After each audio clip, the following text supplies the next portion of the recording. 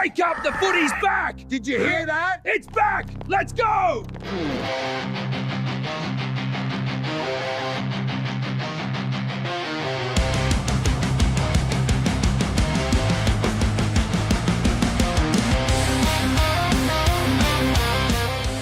Oh, g'day everyone, and welcome to another edition of Tuesday Night Live, brought to you by Crowcast, of course.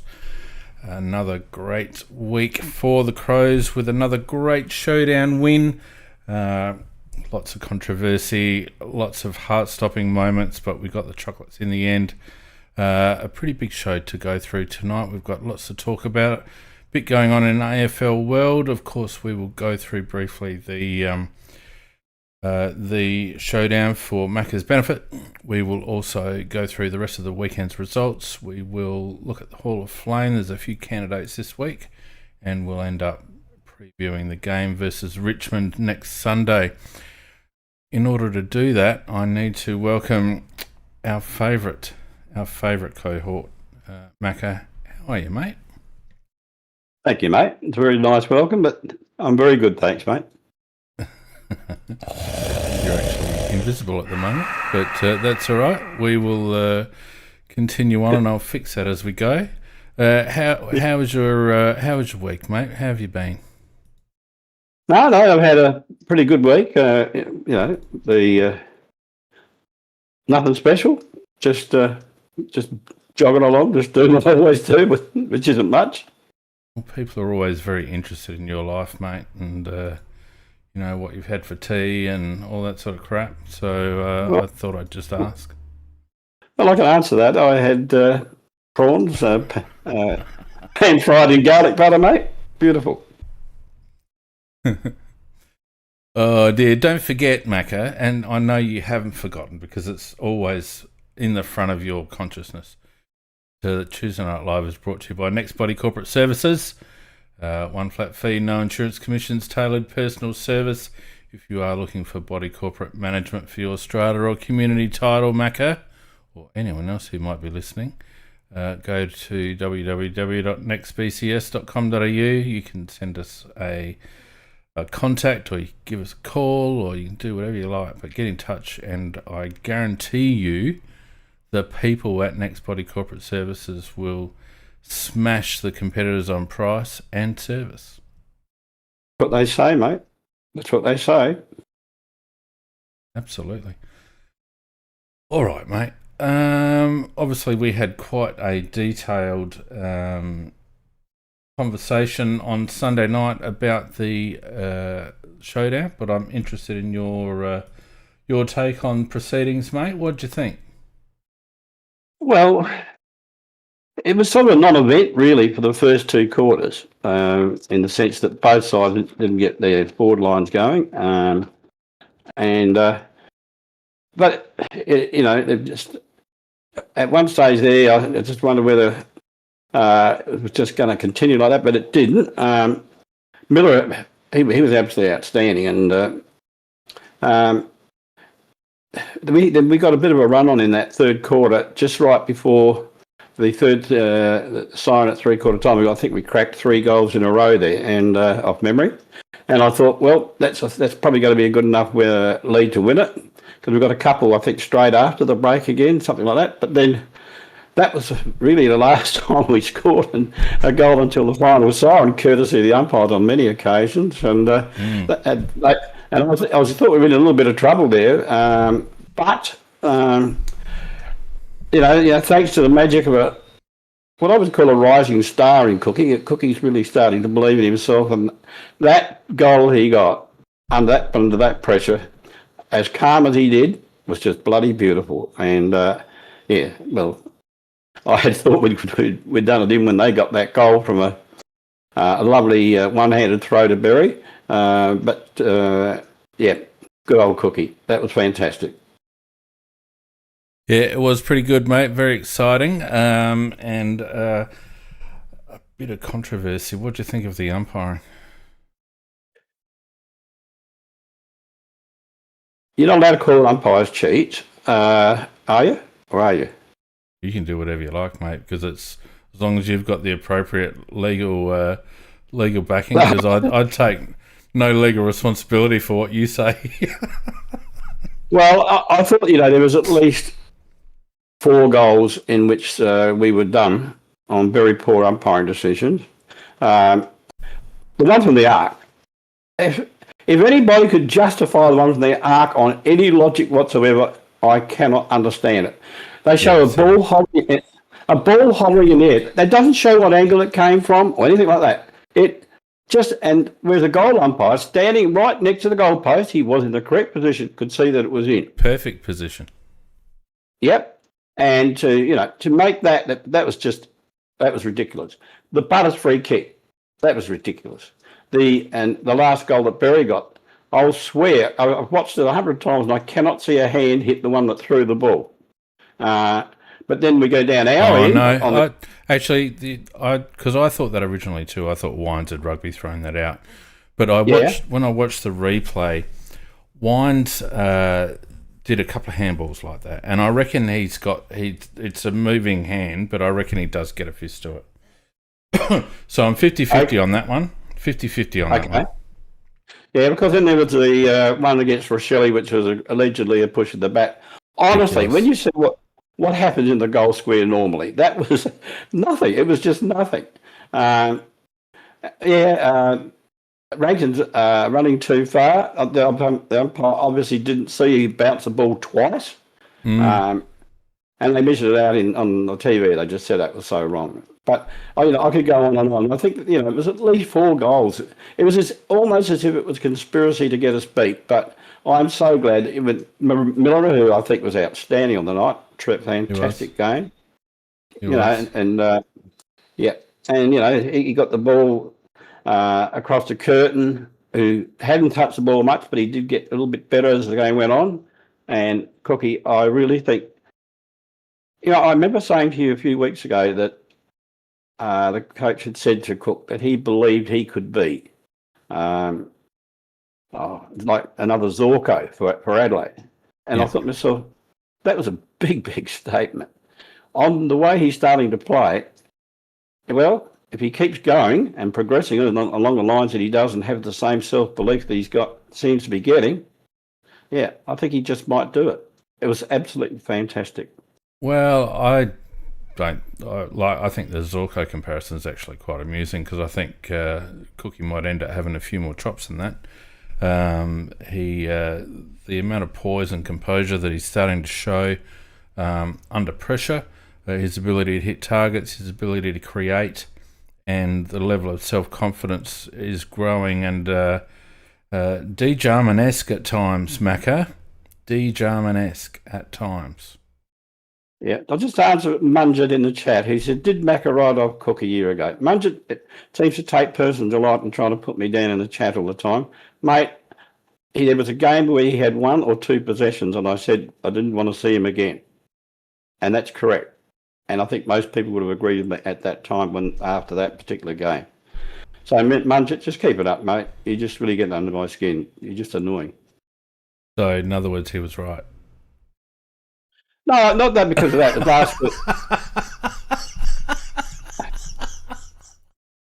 Thanks, Fee. I love your support. The reason I played was because he was actually rubbishing me. Oh, just calm down. You're starting to crack up because you take a drink, take a breath, and just lower the volume as such. Okay. Oh, it's all good, Macca. It's all in good fun. Mudgett's been around for years. He loves you. He has an odd way of showing it. Oh, well, sometimes you just need tough love. How tough? Let's see how you and I are by the end of the show. Okay, mate. Don't forget, if you are in the Discord chat, and I'd love to get Munjit on now, that he have a bit of a chat with us. Get him on, mate. Get him on. Well, the options are there if you are in the live studio audience in Discord. You can have yours say at any time. Just stick your hand up and we will get you on board to speak your piece. We had Arab on Sunday, and as usual, Arab just destroyed us with his logic and his wit and charm and personality. So just made the rest of us look silly, Mac, really. So if you'd like to... Arab. So, I mean, if you would like to similarly just make fools of us, feel free to come on. And if you're in YouTube, thank you very much for joining us on YouTube. If you'd like your comment read out and discussed, then just chuck a super chat or whatever the hell it's called in there, and we will highlight it and read it out. Macca, that's what we'll do. Now, just before we continue, let me put this up. Just before we continue, Macca, and I don't know whether you're actually consulted in any of this, which it worries me that the other two, Brownie and Big Man, they like to keep you like out of these discussions, which really bothers me. They like to have their conversations on Sunday night, and you're not a part of it. So on Saturday, the 31st of May, which is our bye weekend, so that's round 12, if I remember rightly, we will be gathering at the Highway Inn, Macca. The Highway Inn from 12:30 p.m. And everyone's welcome to come along. I'll be there. Brownie will be there. Big Man might be there because when he realised that it was a public event, he kind of shied away a little bit. And Macca, you might be there. You're quite welcome to come along and have a beer. Obviously, as part of the Crowcast crew. Well, thank you for the invite, mate. I don't know what the wife's got arranged in the future, but we'll see how it goes. If I'm available, I'll be there. Obviously, Mrs. Macca is welcome too.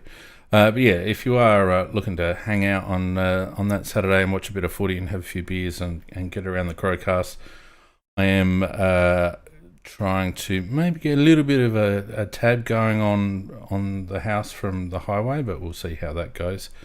But in any event, even if not, we will have a bit of fun and have a couple of drinks and watch a bit of footy. Good way to spend the bye weekend, Macca. Sounds pretty good. I mean, the first thing that I wanted to discuss with you, Mac, and I'm not going to belabor the point too much. But a couple of weeks ago, that we had a mild disagreement, just a small disagreement regarding the merits of taking Mr. Walker up to Brisbane and the ongoing effect that it may have, and it knocked me over with a feather, Mac. I'm not Nostradamus, or I don't have any sort of fortune-telling abilities, but my goodness, 5 minutes in and he's done a hammy. Who would have thought, Mac? I knew that you were going to raise, mate, before you started. Because, look, you were right. Hang on. Can we just have that again? You were right. I mean, it's once in 100 times you've got to be right. The odds were in your favour, mate. And that's it from the Crowcast. We will never broadcast again because I have now achieved my lifelong dream. No, you're 100% right. I mean, you lasted 5 minutes or something. Jeez. Did you throw something at the TV when that happened? Did that piss you off? No, but I did. I knew what I was in for coming tonight. just lower your voice, mate, because it breaks up when you get a bit loud. Sorry. No, I did know what I was in for tonight. Yeah, Reggie, thanks very much once again for the support, Reggie. He's always very supportive, and he's dropped another $10 on the super chat, so thank you. He says, to back Macca up with the Taylor Walker situation, he did say to rest him in the showdown if they played him in Brisbane. I'm not sure whether that's true, Macca. Well, I was flip-flopping around the place, so at one stage I did say that, but I was. But I really wasn't sure, mate. And neither I said I'd leave it up to them, whatever they do. And So, No. but you were close. You were very clear about where you stood on it, and as I said, you were right. Well, it's a big shame now because he's out for 3, and we've got a bit of a situation with Thilthorpe as well. So, I mean, but having said that, we might have found another little gem up forward in Toby Murray. What do you think of his game? Patchy, but one of his patches was very, very good. When he kicked the 2 goals, he actually looked like a very good player when he did that. I think he only had the 10 disposals in total, but they were 2 extremely good possessions. I think he probably survives this week on the basis of that. So, and with Walker out, I think we probably, well, although Fogarty's coming back in, I still think he'll probably survive. What are your thoughts about that? Do you think he'll survive? Oh, Toby Murray? Hmm. I thought he was unlucky not to be in our top 5, to be honest. He only had the 10 possessions for the game, mate. Mate, he's not a midfielder. No, I understand that, but as I said, what's he in the game for? What's he in the game for? Took 9 marks. Took 9 marks and kicked 2 goals. 2 very clutch, important goals. Well, yeah, he did. That's it.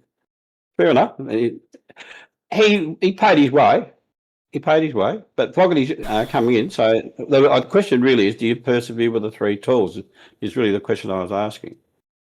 Well, that is a question worth asking because there's an option there to bring Fog. The problem is that I don't know how fit Fog will be. Fog is usually an up and back sort of high lead up forward. I don't know whether he'll have the gas in the tank for that, and we might choose to play Fog deep in more of a Tex role and bring Riley and Toby up a little bit to be the lead ups. I'm not quite sure, but I mean, Fog's available. Whether he comes in or whether they give him a week in the 2s, Mac, I don't know. Yeah, he's not the most mobile player. Fog and recovering from a fair layoff. Well, you're probably right in the sense we probably need Murray there, just in case he doesn't fire that well. I think they will bring him in straight in, but yeah, I think they will.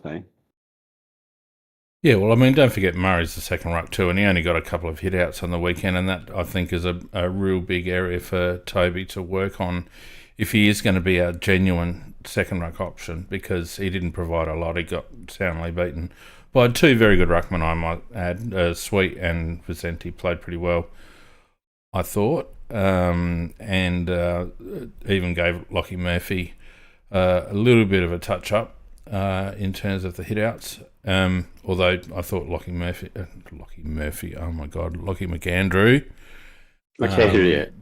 battled hard. I was wondering where Murphy was on the ground when you said that. Oh my God, yeah, just flashbacks. Lockie Murphy would have probably played in the ruck if someone had asked him to. He's had a fairly high opinion of his ability to jump. But the thing I liked about Murray was his ability to come up at the ball, Macca, and I think his purple patch coincided with us actually lowering our eyes and trying to do something other than kick it to Aaliyah. And I just like, because he's got beautiful hands, Toby Murray. Like, he swallows the ball up when he takes a catch, and I think there's something there to work with, but obviously he needs to do a fair bit of work on his ruck work with the ruck coach down there. It makes you wonder what they've been teaching him for the last 2 years. Well, not very much, obviously. No, you're right about his hands. He's got very nice hands when he's in the position to take it. It isn't like a juggling situation. The 2 marks that he took to kick the goals in particular, and the others as well. A good pair of clamps go onto them, so I like that. He's definitely got promise. There's no doubt about that. Ruck work, he's just slightly short for a ruckman. Yeah. Against against the big boys. Against genuine rucks, yeah. Yeah, and the two he was up against, Sweetie is a very, very physical type of ruckman, and Byzantini is a jumper who can really leap really high. So, yeah, and he was a little bit up against it. It wasn't really set up for him to be very effective. But look, at least it formed some sort of opposition anyhow. Yeah. I mean, we're looking for a 2 or 3 minute chop out for McAndrew per quarter probably. But yeah. I think... Look, it's his third game of AFL football. So, I mean, and he's a big fella coming from a fair way back. So, we just need the coaches to get around him and help him learn his craft in the ruck, I think. But worth persevering or not. Look, Fogarty's an interesting one because obviously with Tex out, we were always said that Fog's a bit of a Tex clone.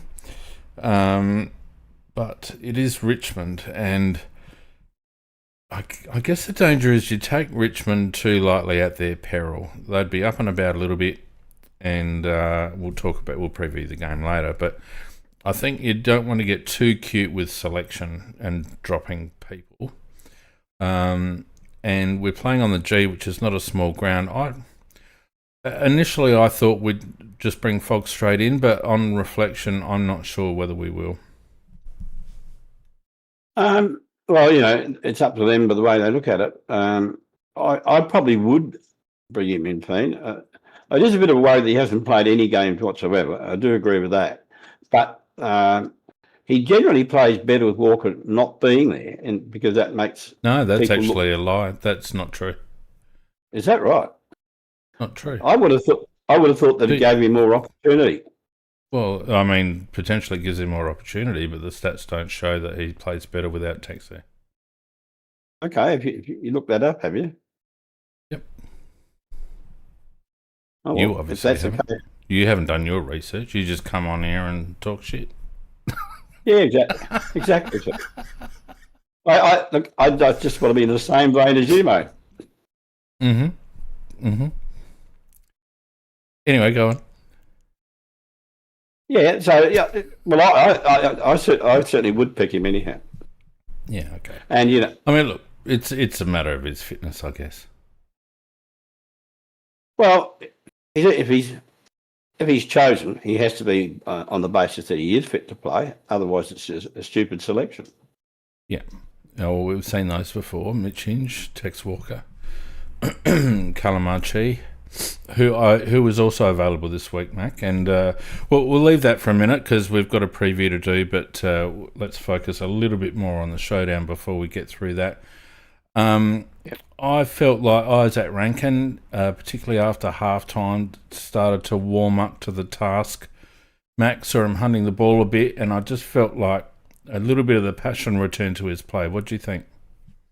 Well, I think you summed up very well there because he wasn't rip-roaring at the beginning of the game, but as the game progressed, I thought he just got better and better. And in the vital stages, he was starting to look like the Rankin of old, and very, very interested in the game. Whereas in the first couple of 2 or 3 games back, he's just sort of been building, but slowly, but not really looking like the player that's intent on getting every ball and getting every goal. But he really looked hungry on the weekend as the game got progressed, and I'm expecting him to play a ripper this coming week. Yes, well, let's hope so. It'll be a good game for him on big MCG, big stage, against an opponent who's down, and also in terms of injuries and personnel, and also just in terms of their experience and where they are at their development level. But I think it was really good signs from Ranks. Interestingly, we didn't see much of Rash in the middle again. It seems to be a bit of a cycle that they chuck him through a fair bit for a couple of weeks and then they give him a couple of weeks off, and Rash played the majority of the game. I don't think he had more than about 13% in the midfield, but crucially, him and Rankin were both in the midfield together at the start of the third quarter. Yeah, I thought he was totally underutilised, Rash. I mean, his form has been excellent, playing, a fair, at least say 40% of his game as a mid. in some games he's probably got close to even to 50% in recent times, and he really has played very, very well as a mid. And when he goes from a clearance, because he's got the skill, there's a very chance of finding a player downfield and a chance of a score. But I thought he was definitely underutilised, totally underutilised. I don't know why, but maybe it's because he's more attacking than defensive. But he had the no contact hat on at training midweek. So whether he was carrying just a little, I mean, he didn't look hampered at all, but maybe he was just carrying a little nigger. I'm not sure, but it was quite interesting to see how we ran our midfield. We had our workmen in there, Peatling and Berry, in there for the majority, and a reasonable amount of Rankin and not much of Rochelle. No, it's a very good summary of it. And I would have to say, the best game Berry's ever played. Sorry, you just broke up again. What was that? What was that, Macca? You just broke up again. Well, I said, no, as far as Berry goes, I thought that was his best game by a mile. Well, you are breaking up a bit. No, you're yes, you are. See if that fixes itself. Both are we? That's the thing. One of these Discord glitches. Anyone else on YouTube or Discord can tell us how we're going? Really robot-y, is it?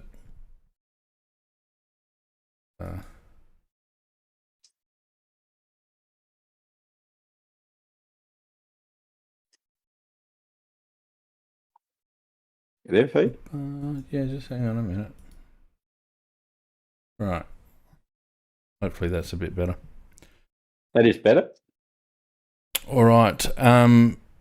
Yeah, Berry really elevating his game this year, and continues to improve another 29 touches. And I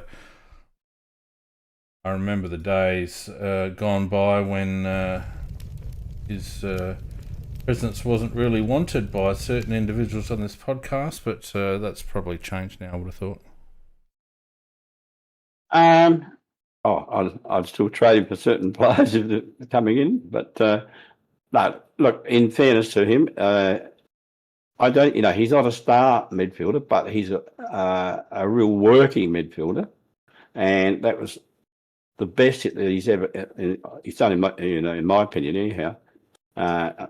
To get a reasonably good amount of the ball, and then and top that off at 19 tackles, it's very hard to beat.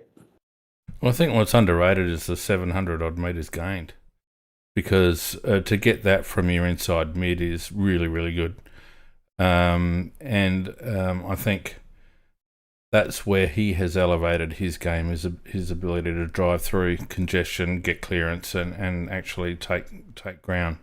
So 700 is a massive return for an inside mid, and to do that along with the 19 tackles and 29 touches is fantastic. Yeah, there were three candidates for best on ground, and he was one of them. Miller was another, and Alir obviously for Port Adelaide. But when you look at Berry's game overall, yeah, I think it was a good result.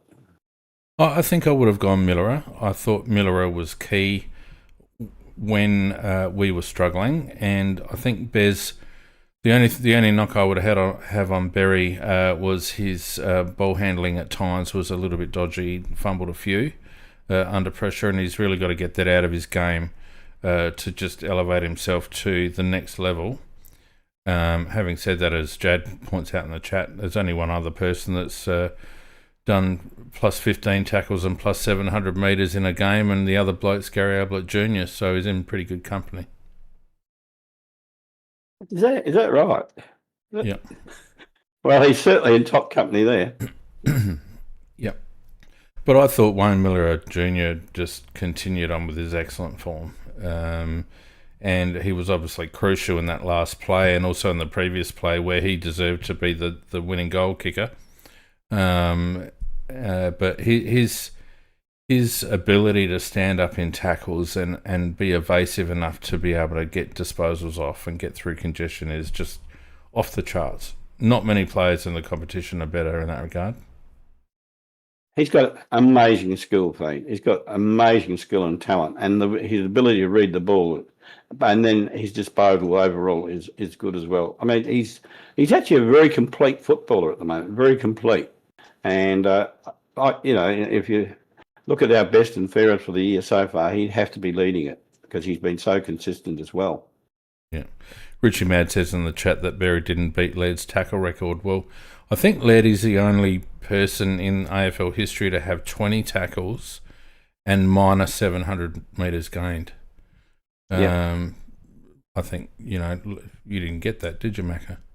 You didn't get that. I heard the minus 700. Anyway, Wayne's doing really well, and it's great to see, and I didn't think he had it in him, hand up at the beginning of the season.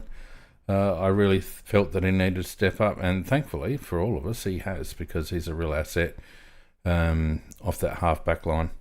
And the interesting discussion that we've had in Discord during the week, Macca, about the makeup of our side, and in particular Zach Bailey, and what going after someone like Zach Bailey and offering big money to a guy like Zach Bailey does.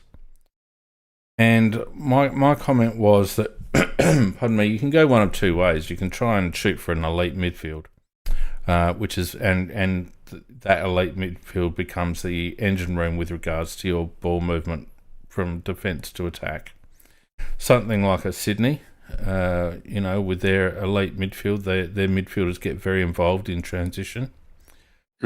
Or you can have a very good midfield, like say Hawthorn, but be very much driven from your half-back line. And they've got two elite ball distributors in Amon and Impey off their half-back line, and they get a lot of drive from those players, which complements the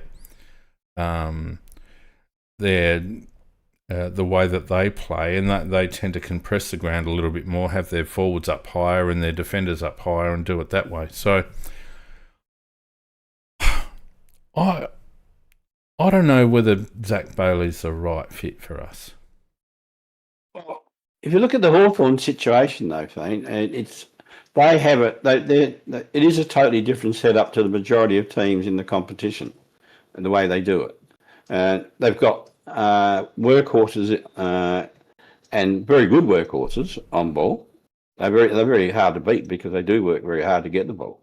And as you said, they do rely on a lot of compression from the back line as well. But if you look at the premiership sides, and I'm talking about the Sydneys, the Brisbanes, those two teams in particular, it is a star midfield that is there that drives them. They've got other good players all around the ground. There's no doubt about that. But when you look at their midfield is the thing that really gets them going. And I think that if you really talk about premierships and you want to win premierships and sort of be always around that area, you really do have to have a quality midfield. I don't disagree that you have to have a quality midfield, but I don't think a quality midfield necessarily has to be an A triple plus all-star midfield.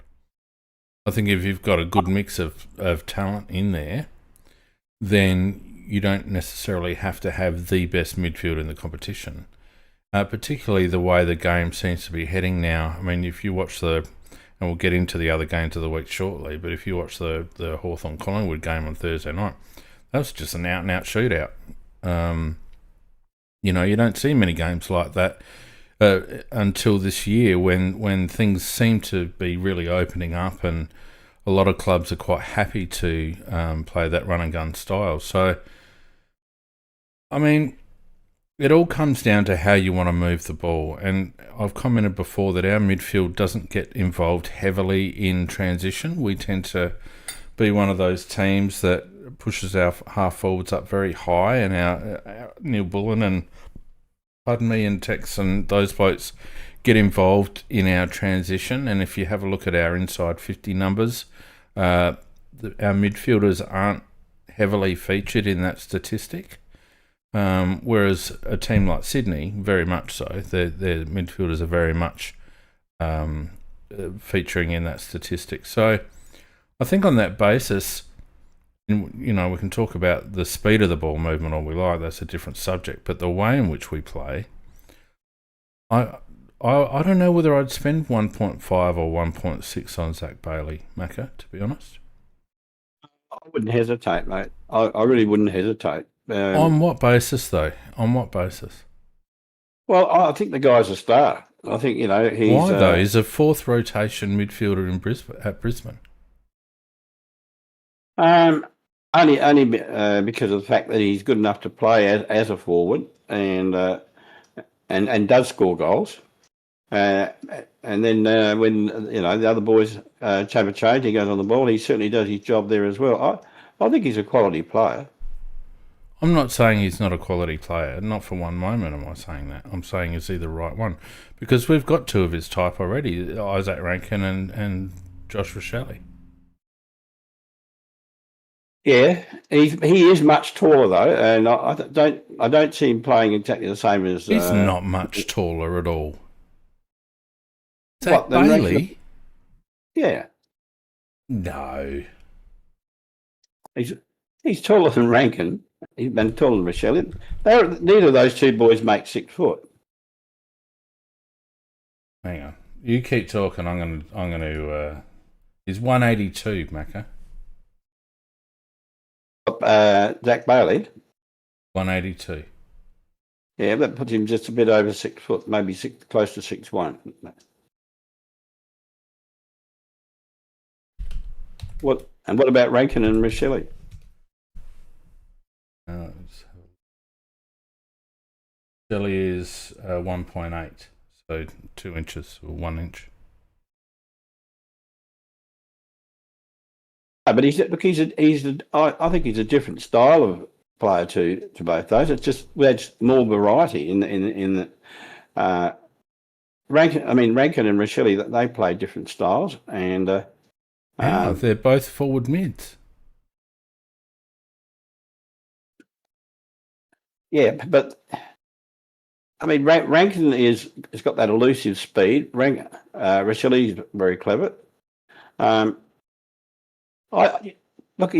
He would add obviously something to our midfield. It just puts more quality into the midfield thing. See, I'm just not seeing it, and I'm happy to move on, but I'm just not seeing it. His time spent in the midfield is quite minimal. In fact, the way Brisbane run their midfield is quite interesting because they rely heavily on their top three. Even Hugh McCluggage doesn't get huge time in the midfield, which surprises me when I saw that stat. And he gets averaging 38% CBAs, and Bailey's less than that. So they rely heavily on Neil and the other bloke. Escaped me for a minute. So, there's no doubting Zach Bailey's a quality player. I just wonder whether paying that much money for someone who... Do you think he'll be first rotation mid with us if he came here? Yes. On what basis? Yes. Well, you don't pay 1.5 million or 1.6 or whatever it is per year to a player, and then don't use him as a first rotation player. Yeah, I know, but I'm saying, is he good enough to be a first rotation player, and if a midfielder, and if so, on what basis? Well, I think he is. I think he's got the ability to be one thing. Just I'm watching him every week. Okay. Well, I wouldn't go there. There's been some talk about Darcy Wilson from St Kilda, and I'd be much happier going for a bloke like him. That's probably going to cost you $500,000 less a season, and has lots more years in the tank. Zach Bailey's 26, 27, whatever. And we've got other players that we're going to have to pay in a few years. So Darcy Wilson really interests me, and that's only come up in the last few days. I hadn't heard that one, Pete. Is he a possibility? Definite possibility.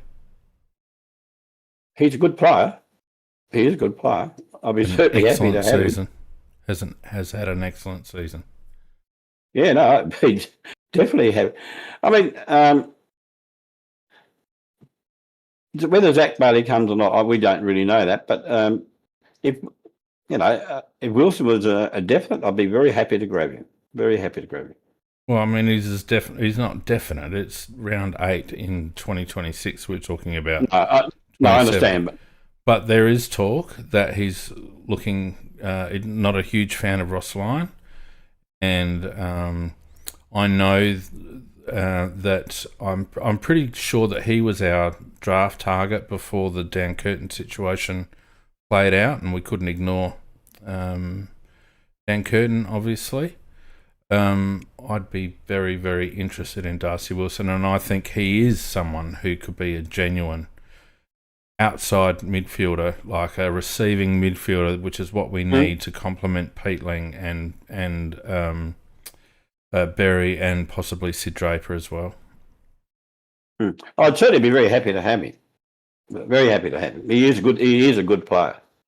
Definitely a good player. Yeah. Yeah, so there you go. Interesting times ahead. That's obviously all speculation at this stage, but I just thought it was an interesting thing. Things are starting to come together in terms of our squad. I reckon we're probably 95% there in terms of our squad, Mac. I'd love a bit of silk through the midfield, as we're just talking about. I think it's going to be interesting to see what our forward line makeup is when Tex drops off the cliff. BPAC, no, I haven't heard any proper mail. This is all just speculation on what I've read in various places. There's another one to throw in the list, though, Clean, is Sparrow from Melbourne. No. Why would you bother with that? Well, I watched him closely on the weekend. I thought he played very well. You've got to be very specific now about the type of players that you bring into the club, and I don't think Tom Sparrow brings something different to what we've already got. No, you're probably right, because he hasn't got a dashing pace, and whereas Will Wilson's got good pace. And I do support what you're saying about that. It's a bit like George Hewitt from Carlton. You know, people linking us with George Hewitt, and it's like, well, why would we want George Hewitt? Yeah, well, Hewitt's a very good ball getter. There's no doubt about that. But he is the same type. Yeah, I was going to say it's the same type of player. Yeah, I'd imagine that one of those lads will probably end up at Port because they need a little bit more, particularly if Butters ends up buggering off. A couple of people are talking about Elijah Tsardas from Essendon, who got dropped last week after having quite a couple of good games. I'm not sold on him. I'm not actually sold on anyone coming out of the Essendon system, to be honest. Watch Stars. He's a good ball getter, but somebody says in the chat there that he can't hit a target, and that's pretty right. His disposal really lets him down. Yeah, Bobby Brady says we need a tall, classy key defender. I don't know about that. I think there's not many classy key defenders in the league. Classy and key defenders is not something you really put together. You want dependable key defenders. Well, I think what bringing someone else into the midfield would do, Mac, is allow us a little bit more in terms of options with how we use Jordan Dawson. I'd love to see him back off halfback. I think he's perfect as our other halfback. He, when he does throw, let's start again. When we're under pressure and they throw him back into the back lines, he always starts. That's where he started. He started on half-back flanking, and then he moved into the centre half-back, and then ultimately with his last year he moved on to a wing. But I think you're right. I think he plays his very best football with the ball coming at him. Because he's a huge mark. He's a huge mark, and he reads the play so beautifully. And it would be nice to have that luxury to use him like that. But currently, of course, we do have to use him in the midfield. But I have noticed he has played perhaps a little bit less midfield time so far this year. You've been often seen him at full forward or down at full back, so they have tended to move him around a little bit more this year, Pete. And you're right, if we could strengthen the midfield up to the point that he was not required, he would become a real asset then. Yeah, and I think it would prolong his career as well. Yep. He gets a bit beaten up because he gets sat on all the time. Yep. Anyway, so that was it. We're now 3 in front on the Showdown ledger, Macca, and irrespective of where we sit collectively on the ladder, it's always good to beat the little brother. Yeah, a good result all around. Now, we should go through the rest of the weekend's matches. Cast your mind all the way back to last Thursday night, Mac, and what a cracker this was. 15-3 Collingwood to 13-15 Hawthorn 93, a draw. Dacos 34, Houston 32, and Crisp 24 for Collingwood. Pardon me. Hawthorn, Carl Amon had 30, John Newcomb had 28, Connor McDonald had 28. Goal scorers, Elliott had 3 for Collingwood, DeGoy 2 and Hayes 2. And for Hawthorn, McDonald had 3, Nick Watson had 2 and Mitch Lewis had 2. Interestingly, Mitch Lewis out of contract at the end of the season as it stands at the moment. Cracking game of football, I thought. It was so enjoyable to watch. It was, but it was a strange game, Fleen, in the sense that one side was freakishly accurate, that being Collingwood, kicking the 15-3, and those 3 points were all kicked in the second quarter. All their goals in the other 3 quarters were no points. And the other one, being Hawks, who had 62 inside, 50 to 34 feet. Yeah. Unfortunately, they were so inaccurate, which just kept Collingwood in the game. The Hawks midfield was really more the dominant midfield, and but Collingwood's defence with Houston and Josh Dacos in particular playing extremely good footy held up. And in the end, it looked like Collingwood actually going to win it, but Hawthorn made that dash in the last dying seconds of the game, and their so-called star captain Moore, he drops the mark, which was costly, and then grabs the player and gives away a free. So he cost the game. I think he got put off by Maynard coming across him at the last second. That's what it looked like to me. Like in the marking contest. Yeah, but he did hit his hands, and he did get hands to it. If he'd hold it. Yeah, I know, but I mean, Maynard kind of like the ball hit the hands because the hands were there, but he didn't have any timing on taking it because I think Maynard came across him, but the free kick was sloppy.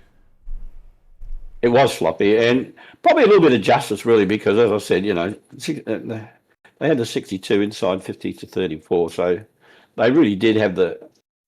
But as you said, it was an enjoyable game to watch. How good was it though to see two teams whose coaches? I mean, both teams obviously have a structure that they like to play, and certain plans in place and all the rest of it. But you've got two teams whose coaches completely trust the players and are quite happy to engage in a shootout. At no stage did either team try to shut the game down or anything like that. It was so refreshing, and to see players play with such freedom and some of the things they're able to do when they're not under the pressure of failure, it's really refreshing, and it really stark contrast to how we operate at the moment. Yeah, it was a very good game to watch in that sense, Shane. The ball was moving around a lot. It really was. Yeah, I just like the attitude of the coaches after the game and the comments that they made with regards to their players and all the rest of it. It was just a completely different narrative from those two coaches, and I hope some people were listening. Okay. I wonder who you're referring to, Shane. Well, I mean, no prizes for that. No secret. Now, apparently there was another game on Friday night up against ours, and I mean, when I've listened to some of the shows that are like 360 and all that, And they kind of pay lip service to, it should be a standalone game and all the rest of it. It's an absolute debacle that this game was on, and it's not the team's fault, but it's an absolute debacle that there was another game on Friday night, just merely on the basis that the Victorian population need to have a Victorian team. I would bet you $1,000 that anyone that wasn't a Bulldogs fan in Victoria would not have wanted to watch that game over the Showdown. I totally agree with you, Frank. Totally agree. And it's just the idiocy of the AFL knows no limits. It knows no limits. If there's a way to destroy the quality of the game, they will. There's no limit to it. No, there really isn't. In the end, Fremantle getting up 17-12-114 to the Bulldogs 15-12-102. For Fremantle, Shai Bolton had 30, having an excellent year. Luke Ryan 22, Brayshaw 22.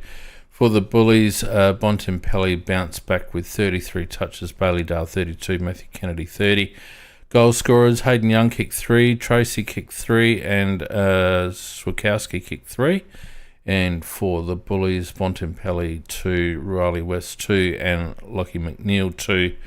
An improved showing by the Bulldogs, but they're still falling behind the ledger a little bit with those key injuries. Yeah, and Bontempelli, although he did have a good effect on the game, but his biggest effect was in the first quarter, where he had 18 or 19 of those disposals in that quarter. And crazy. Yeah, and then he saw that they're keeping him on the game and running around. They say it can't keep him to cause any damage. I can't see it can do any good either. And I just think overall that I didn't like seeing that, but he just and they are talking possibly giving him a rest this week, so that's possible. But no, Freo eventually got on top in the midfield, and that's where the game was won and lost. Jackson was absolutely outstanding in ruck. I didn't think he could ruck as good as that, but he was outstanding. And Bolton was absolutely on fire too with his 30 disposals. And they were just, in the end, just too good for a depleted Bulldogs. Guy Bolton, a real testament to a player whose passion has been reignited by being in a winning system. You thought he was on a retirement fund going home to Western Australia to play out a couple of seasons at Freo, but he's just bumped it right back up to 2017 levels for them, and what a bonus for that club as they push for hopefully a first premiership. If it can't be us. The number of times he just fired it through the middle straight down there, it was just beautiful to watch, wasn't it? Yeah, quality player. The Lions did a number on Essendon, poor old Essendon. Brisbane 22-11-143, Essendon 11-13-79. For Brisbane, Darcy Wilmot had 32, Will Ashcroft 28, that was the other one I was thinking of. Dane Zorko 27. Zach Merritt had 28 for the Bombers, along with Sam Durham on 27 and Roberts also 27. Goal scorers, that man Zach Bailey with 4. Kyle Lohman with 4 and Logan Morris with 4 as well. For Essendon, Nate Caddy, who whispers around Nate Caddy at the moment, 3. Peter Wright 2.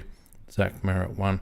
I mentioned Mitch Lewis before for Hawthorn and Nate Caddy for Essendon. There's a couple of teams that are looking for a key forward, Collingwood being one. I reckon these boys might have some money thrown at them. Yeah, look, Brisbane, thanks to the way that the drafting has happened for them in the last few years, they've got a stacked midfield. And, you mentioned like players like McGluggage can't even get runs in there. They've got so many good ones. They're just too strong. And you mentioned Bailey's, but there was. You could have mentioned 3 or 4. They were just all good. Very, very good. Zorko also ran around like a lunatic in the back line, just picking up kicks wherever he liked. Nick, you mentioned Nick Caddy, and he's an emerging star. Nate Caddy. Nate. Nate. He kicked 3 goal 5, and I mean, if he kicks straight at 8 goals, I mean, that's a huge haul in the side that's getting absolutely thumped. The way they were talking about him, though, the way he actually talked after the game, you just got the impression he's absolutely sick of being in a side that gets thumped every week, and that he mightn't be there next year. Did you get that impression, Fiend? Did you not hear my introduction to this game? Did you have a little seniors moment and just fall off to sleep? I probably had a snooze, Fiend, yeah. I said exactly that. Oh, sorry. I was concentrating on what I was going to say next to... Well, I have to also work out what I've got to do too, mate. Oh my but, no... Well, we obviously both thought the same way then, that, look, anybody that gets him, they're going to get a bloody good player. He's really got ability. Well, as a few people saying on the chat, if Essendon were to lose Nate Caddy, you'd just about almost fold that club because they'd be out of hope at that point. They're in such disarray, and you look at Brad Scott's record, and you look at what he's done at North Melbourne, then he's done at Essendon, and you just don't see someone who inspires any sort of hope that your organisation's going to get on the up and up, do you? I don't know why they persist with him. I totally agree. He's really got a great record, and at the moment, he's certainly not exciting me. I wouldn't certainly want him as our next coach. Oh, God, no. He always seems so defensive, doesn't he? It always seems like he's defensive. Like in terms of his manner, his the way he projects himself. He does, as if the world's against him. They probably are to some degree, because he's probably in Victoria. He's probably under attack all the time. But he is a very defensive person, and as I said, I wouldn't want that job. Well, they're not really shining, are they? And you just can't see them growing at the moment. No, they don't seem to have a plan, a way forward, if you know what I mean. Anyway, not our problem. Richmond had their first win of the season, 15-9-99 to West Coast 13-10-88. West Coast had all their 2006 premiership stars there, which often ends up going wrong when clubs have these sort of milestone, the historical stuff, and it didn't work for West Coast, unfortunately. But pretty good achievement for Richmond going over there and getting the job done. For Richmond, Jack Ross had 29, McAuliffe had 28, and Cumming had Isaac Cumming. That's not right. 23. Is that right? Do they have an Isaac Cumming too? No. There's a young lad called Cumming who was drafted. His name must be Isaac as well. Sam Cumming. Sam Cumming. Okay. Tim Kelly had 30, Harley Reid 26, and Tom McCarthy 23 goal scorers. Noah Bolter had 3 up forward, Seth Campbell 3, and Jonty Fall 3. For West Coast, Waterman had 3, Harley Reid 2, Tim Kelly 1. I didn't see the game, Mac, but I'm sure you did. Yeah, I did. It was a very good effort by Richmond, really, because they got so many injuries. Only 4 fit players didn't make the side. Well, 27 they had to choose from. Yep, that's all they could pick from, 27 players. So which means they had a minimum of at least 15 injuries. So, and I think they got another couple in this particular game as well. No, but it was a pretty tight finish, and one of those 50 metres where maybe they call stand, you've got players not knowing who has to stand because the umpire doesn't call stand so-and-so, and they both ran away on a 50-metre, which ended up putting Richmond in front. And then they followed up after that. But overall, I think Richmond deserved their win because they were very down on players. Somebody said in the chat that Layla got injured again, which he did. That's another. And they've lost Prestia as well. They're going to be really struggling for numbers against us. Yeah, but the young lad that they got from South Australia, Sam Cumming, I was really hoping we would get him. He is a real player of the future. And he played very well in this game too. He's got ability. Yep. All right. Geelong v North. Predictably, North put up a bit of a fight for a little while, and then Geelong towed them up. 21 goals, 9, 135 to 13, 8, 86. Disposals, Max Holmes had 29, Bailey Smith 26, Zach Guthrie 22. For North, Cherry had 30 disposals. Tristan Cherry, that's amazing for a ruckman. LDU had 24, Colby McKercher had 23. Goal scorers, Manor had 4, Cameron had 3, Neil had 3. For North, Darling had 3, Dersma 3, and McKercher 2. North will be a bit disappointed with that margin, I think. Yeah, Geelong, they tagged Sheasel, which is and reduced him to 20 disposals. He's normally a guy that picks up around about 30 or something like that, which is one of the influences. Yeah, he definitely is. He's a playmaker for them. But they matched it with the Cats for the first half, but you could see it just starting to fade in the third quarter. They were still in the game. They were 17 points down, but you could see that Geelong was starting to get on top. They just had too many. You mentioned Bailey Smith. Although he was tagged, but he still managed to get 26 disposals. Holmes is the boy I really like. You can play him in the back lines, play him on the ball. He's a really honest footballer with a lot of talent, and he just gives it every week. I'd love to have him in our team. Mm. And you mentioned Zeri, and well, they don't have great rucks at the moment, Geelong. They're playing a young lad there with not a lot of experience, and he got slaughtered by Zeri, absolutely slaughtered. 30 touches for ruckman, that's obscene. Yeah. All right, next, the candidates for the first coach sacking of the year. Carlton 9-15 going down to St Kilda 16-12. 39 points in the end, but they were up half time, if I remember rightly. They were certainly in the game at half time. And what goes on with that club? Some of the vision that's been shown since about players not running defensively and not putting in and all that. I mean, it's a terrible look for that club. Yeah, my opening line was going to be Fee, but it surprised me. I said that Carlton were in front at half-time by 2 goals, but end up being beaten by over 6. Just a typical Carlton game. And the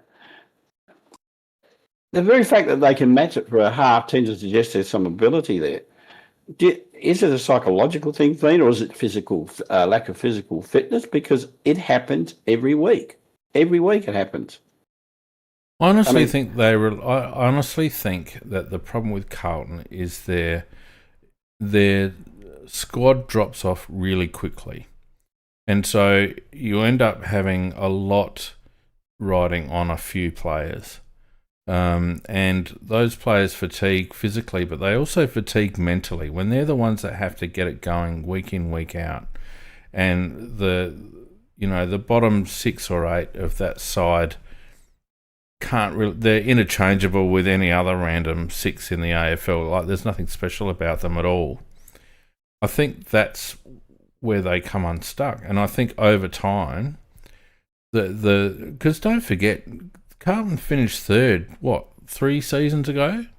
2023? Not that long ago. And for them to have fallen to such a level, I think Silvani did exactly the same as what he did at GWS and destroyed them with their list management. Yeah, I do agree with that. Absolutely destroyed their list. He really did a number on their list. Why St Kilda won him, I have no idea, because he'll destroy that bloody list as well. And I don't think Carlton have recovered, and I think, I've said for a couple of weeks that Carlton are a big club that don't realise that they're not a big club anymore, and they're not acting accordingly. And funnily enough, I saw that headline or that byline in some article during the week, and I thought, well, thanks for listening, whoever that was that wrote that. But it's true. I don't think that they are going to have to eat humble pie. It's the same as Essendon. Those two clubs are going to have to eat humble pie in order to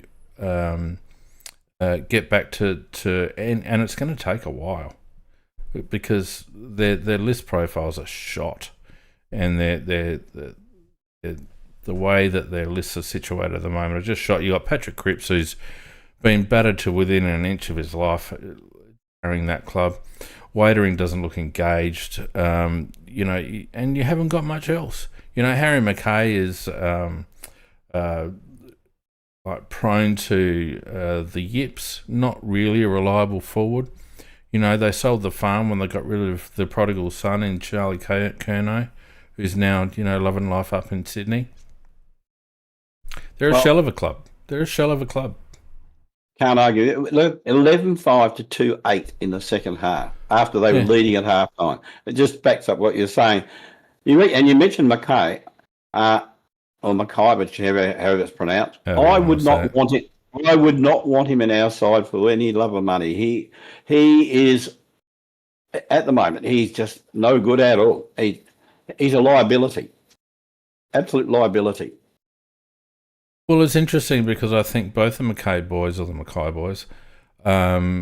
suffering from the same thing. I think they, you look at their body language, how they carry themselves, whether they've got confidence issues or because they've got all the physical attributes, Macca.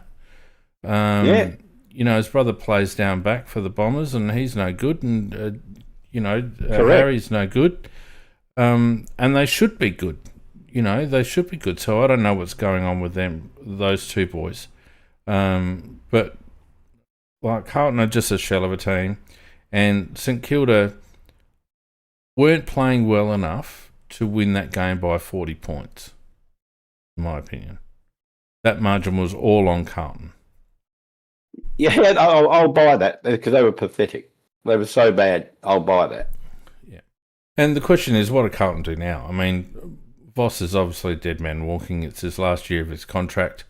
They've got Adam Simpson around the place, but does he want to take it on even in the short term? Do they let Vossi coach out the season? I don't know what they do. If it were me, if I were the board at Carlton, I'd say, well, this season's cooked. We need a new group of people to start planning for how we get ourselves up off the bottom of this table. And I think they're going to have to be prepared to get rid of a bit of talent. They really have to start again, don't they? They just have to start again. Yep. It's funny, Carlton are a club that's always made me chuckle a little bit because at one stage they were a client of mine and I used to have to go over to Princess Park. And, for such a big club, their admin officers and all that, they were a bloody pile of shit. Bloody dust-covered shit all over. It looked like a second-rate amateur league club. Really, it really did. And that was in the early 2000s. It was just bizarre. And I thought to myself, how is this a powerhouse Victorian club, for God's sake? And that's how they're acting now. Munged put up a big pile of shit. That's funny. That is funny, mate. Look, you're right. They are. Look, seriously, they are. It's the same. They and Essendon, they both in the same boat. As you said earlier in the show, they think they're powerhouses. They're not. They're not. They're just ordinary clubs going very badly. Yeah, Blaine Hilda says, is that what Westlakes look like? Mate, Westlakes looks like a palace compared to what Princess Park. Like their offices are up the back of the bloody old stand and it's disgusting. Anyway. All right, next one. So what do you reckon they'll do with Voss, just finally? They'll sack him. They will sack him. It's a question of when they do it. I'd say probably around about the bye time that he'd probably get the bullet. Maybe, yeah. Entertaining game between Sydney and Melbourne. Sydney getting up in the end by 17 points, 19-17 to 17-12. Sydney... Isaac Heaney had 33, Blakey had 29, and McInerney had 29. Langdon had 22 for Melbourne, along with Kasaya, and Tholstrup had 22 as well. Goal scorers, Rosas, a lazy 7. Amati, 4. Donald, 3. Where's a Kerno? No Kerno there. For Melbourne, Pickett 2, Gawn 2, and Harry Sharp 2. Interesting game of footy. Well, it was a very entertaining game too. And with Sydney taking the honours, one of the interesting things in the game was the Grundy-Gawn battle. Because remember, Grundy had that season at Melbourne where he was where he was understudy to Gawn, and then they moved him on again as well. And I think Grundy took it all very personally, which it probably would if you were him. And he certainly set out to beat Gawn, and he did. It was a great battle. And, I mean, Gawn also got pride. He tried to fight back. But Grundy definitely got the honours on the day. Heaney was quite brilliant. He started slightly, but just as the game went on, just got better and better. 33 disposals. Kerno surprisingly wasn't needed with Roses, who they got for about a packet of chewing gum. He kicked 7 goals for them, and Cosy Pickett started off slow, but he just, as the game got going, he really generated a lot of drive as well and run, and he's in exceptional form at the moment. And Gawn did rise to the challenge in the second half, and he had quite an influence in that, but also in the forward line and kicking a couple of goals. Overall, it was a very, very good game to watch and enjoyable, and But what I did get out of it, that Sydney and Brisbane, they are the two best. They're the two that most likely to win the flag this year. Mate, it's far too early for that. What I got out of it is that Stephen King has certainly got Melbourne up and about, because I know they lost the game, but they were in it for long periods, and to have that club back and firing, and a couple of little positional tweaks that he's made, bringing Pickett back into the midfield, and I just think he's got them going really well, and they're still a few pieces short of the full bottle, Melbourne, but for what he's got in that squad at the moment, he's got them really engaged and playing quite good footy. Yeah, no, he has, and like you said, they're missing quite a few pieces, but having said that, they're playing good football, and they look like they're enjoying their footy. Pickett looks like he's enjoying his footy. He's running around everywhere. He's just a remarkable footballer, really, a talented footballer. I'd love to have somebody like that in our side. I mean, we've got Rankin, but I'd love to have him on top of it. Yes, and the last one, Macca, which was on at so here's the irony, right, of this game. This is Gold Coast versus the Giants, 2 expansion clubs. So the AFL trip over themselves to have a contrived opening round just so that they can showcase these expansion clubs, these northern clubs. And then 8 rounds later, they chuck these 2 teams in the absolute death slot of whatever it was, 4:30 on a Sunday afternoon. I mean, incredible. Why bother? Well, it's the AFL again. I mean, seriously, you do wonder about the mentality of the people that operate this sport, because of their decision making is very, very poor. And this is just an example of it. Having this game, I reckon the viewing of this game, average number of viewers per game, this would have dropped dramatically for this particular game. In fact, I didn't only watch bits and pieces of it myself. Because for the very same reason. One thing I did pick up out of it, though, Petrarca popped straight in. 28, it was tricky conditions, and a lot of players didn't handle very well, but Petrarca would, acting if it was a dry day, he's very, very classy. 28 disposals, 2 goals. He was exceptional, actually. BOG, in my opinion. Eagle Hagen got 3 goals. Didn't do much else, but he did get 3 goals, and I don't know whether they have paid to do him much else. That's what he's there for, isn't it? Yeah, and I don't think they I don't know what they gave for him, or if anything, but it seems very unfair to the Bulldogs. The guy does all the wrong things, and then he ends up at another club. But yeah, so be it. Well, it's good for the and lad, though. Good for the lad to be engaged in it, and he seems like he's engaged there. So Hardwick's obviously doing the business, and I reckon Bevo would be a bit polarising. You'd either have him or you wouldn't. And I don't think Jamaro and Bevo probably gelled terribly well. I can understand that comment because I don't think I could gel with Bevo.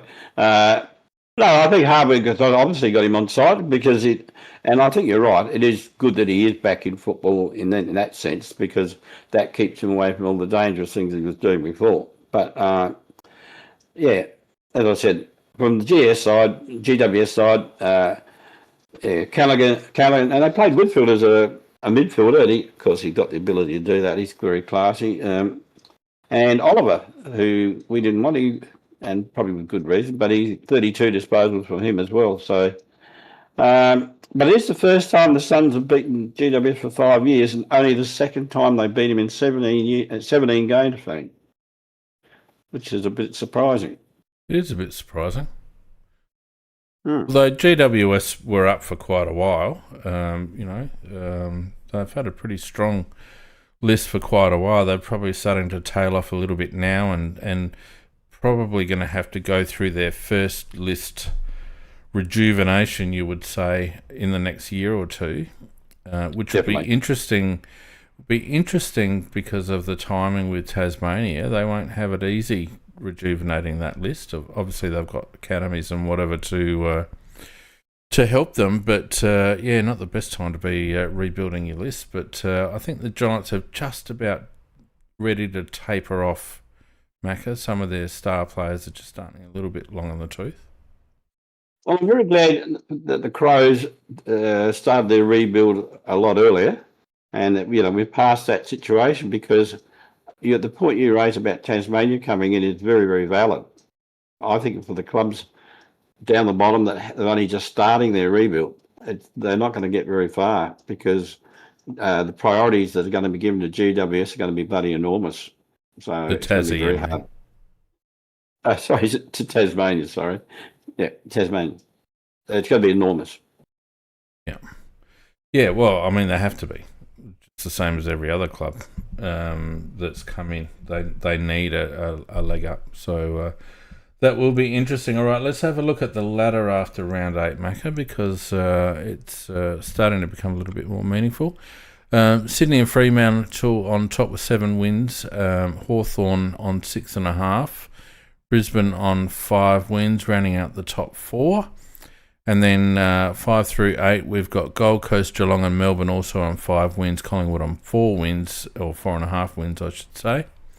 9 and 10 in the wildcard slots, we've got St Kilda and North Melbourne. Both sides that probably feel a bit lucky to be there at the moment, I would imagine. Then Adelaide in 11th, along with the Bulldogs, both on 4 wins. Port Adelaide on 3, along with the Giants. West Coast on 2. Carlton, Essendon and Richmond on 1. So, starting to take shape. I think probably the only, what you might call imposter in that top 8, possibly Melbourne. If you're looking at what teams we might dislodge if we were going to make the top 8, Melbourne and Collingwood are probably the 2 that you'd pick, Mac. Yeah, I think you're spot on there, Fiend. We've played, they've got both of them got hard games coming up. We've had some very hard games, and we've got some. No game's easy, but it's all relative. Playing the more or the less one with less ability, and I think we, in the next few, next 3 or 4 games, especially, we should really pick up some wins and get ourselves back into the 8. Well, it's interesting, at the start of the year, we recognised that the beginning of the draw, the first part of the draw was going to be very, very tough for us. And then, we had a whole bunch of soft tissue injuries that didn't help, and some questionable selection and coaching decisions along the way. But assuming we pick up 2 of the next 3 heading into the bye, Macca, we're ahead of the ledger. And I think, had that been the case, had we been offered 6 and 5 at the bye, you'd probably almost take that, wouldn't you? Well, you would. You would have hoped that we did drop all of those three top quality games, and but the total margin that we lost by was something like about in maximum the total of 3 goals for the whole 3 games. So I think that did show we are close, and I hope we improve as the season goes along. But I would have taken 6 and 5, but I would have been hoping more like 7, 7-4, something like that. But 6 and 5 it certainly puts us in shape to get into the 8 anyhow. Yeah, I think the Bulldogs one is probably the one that got away in terms of one that we should have won. They played extremely well, but home game against a side that doesn't travel to Adelaide that often, we should have won that. Even Bobby says a Freo game as well. Freo better nick, in my opinion. One of the Bulldogs Freo games, to take us to 7-4 wouldn't have been bad. But, the season is certainly not lost at all. Head of the ledger at the bye, a far easier draw post-bye, and certainly leading into the final series, our draw is quite easy comparatively. Nothing's easy, but comparatively easy. So, I think... And a few players just starting to find a little bit of touch, as we talked about with Rankin, etc. So, I think the next leading into this bye, I think 2 and 1 is acceptable. If we happen to drop the North game, for example, and lose to Hawthorn in Tassie, I think that would be a real blow if we were to lose to North, and that's not a lay down misère, the North game, because they're going okay and they have a really good midfield. Correct on both counts. Yeah. So an interesting time. Now we need to have a look at the Crowcast best and fairest votes for round 8 for the Showdown, Macca. And not surprisingly, Wayne Millerer scored 2.55 average votes. Sam Berry 1.91, Braden Cook 0.91, Benny Keys 0.27, Joshy Worrell in 5th ranks, and Rash sharing 6th spot. So that's, I wasn't unhappy that Sammy Berry got the Showdown medal because people were canning him in Discord, and I was his lone supporter, and then he bobbed up and won the medal. I thought that was just fantastic. But anyway, people had to eat humble pie on that one.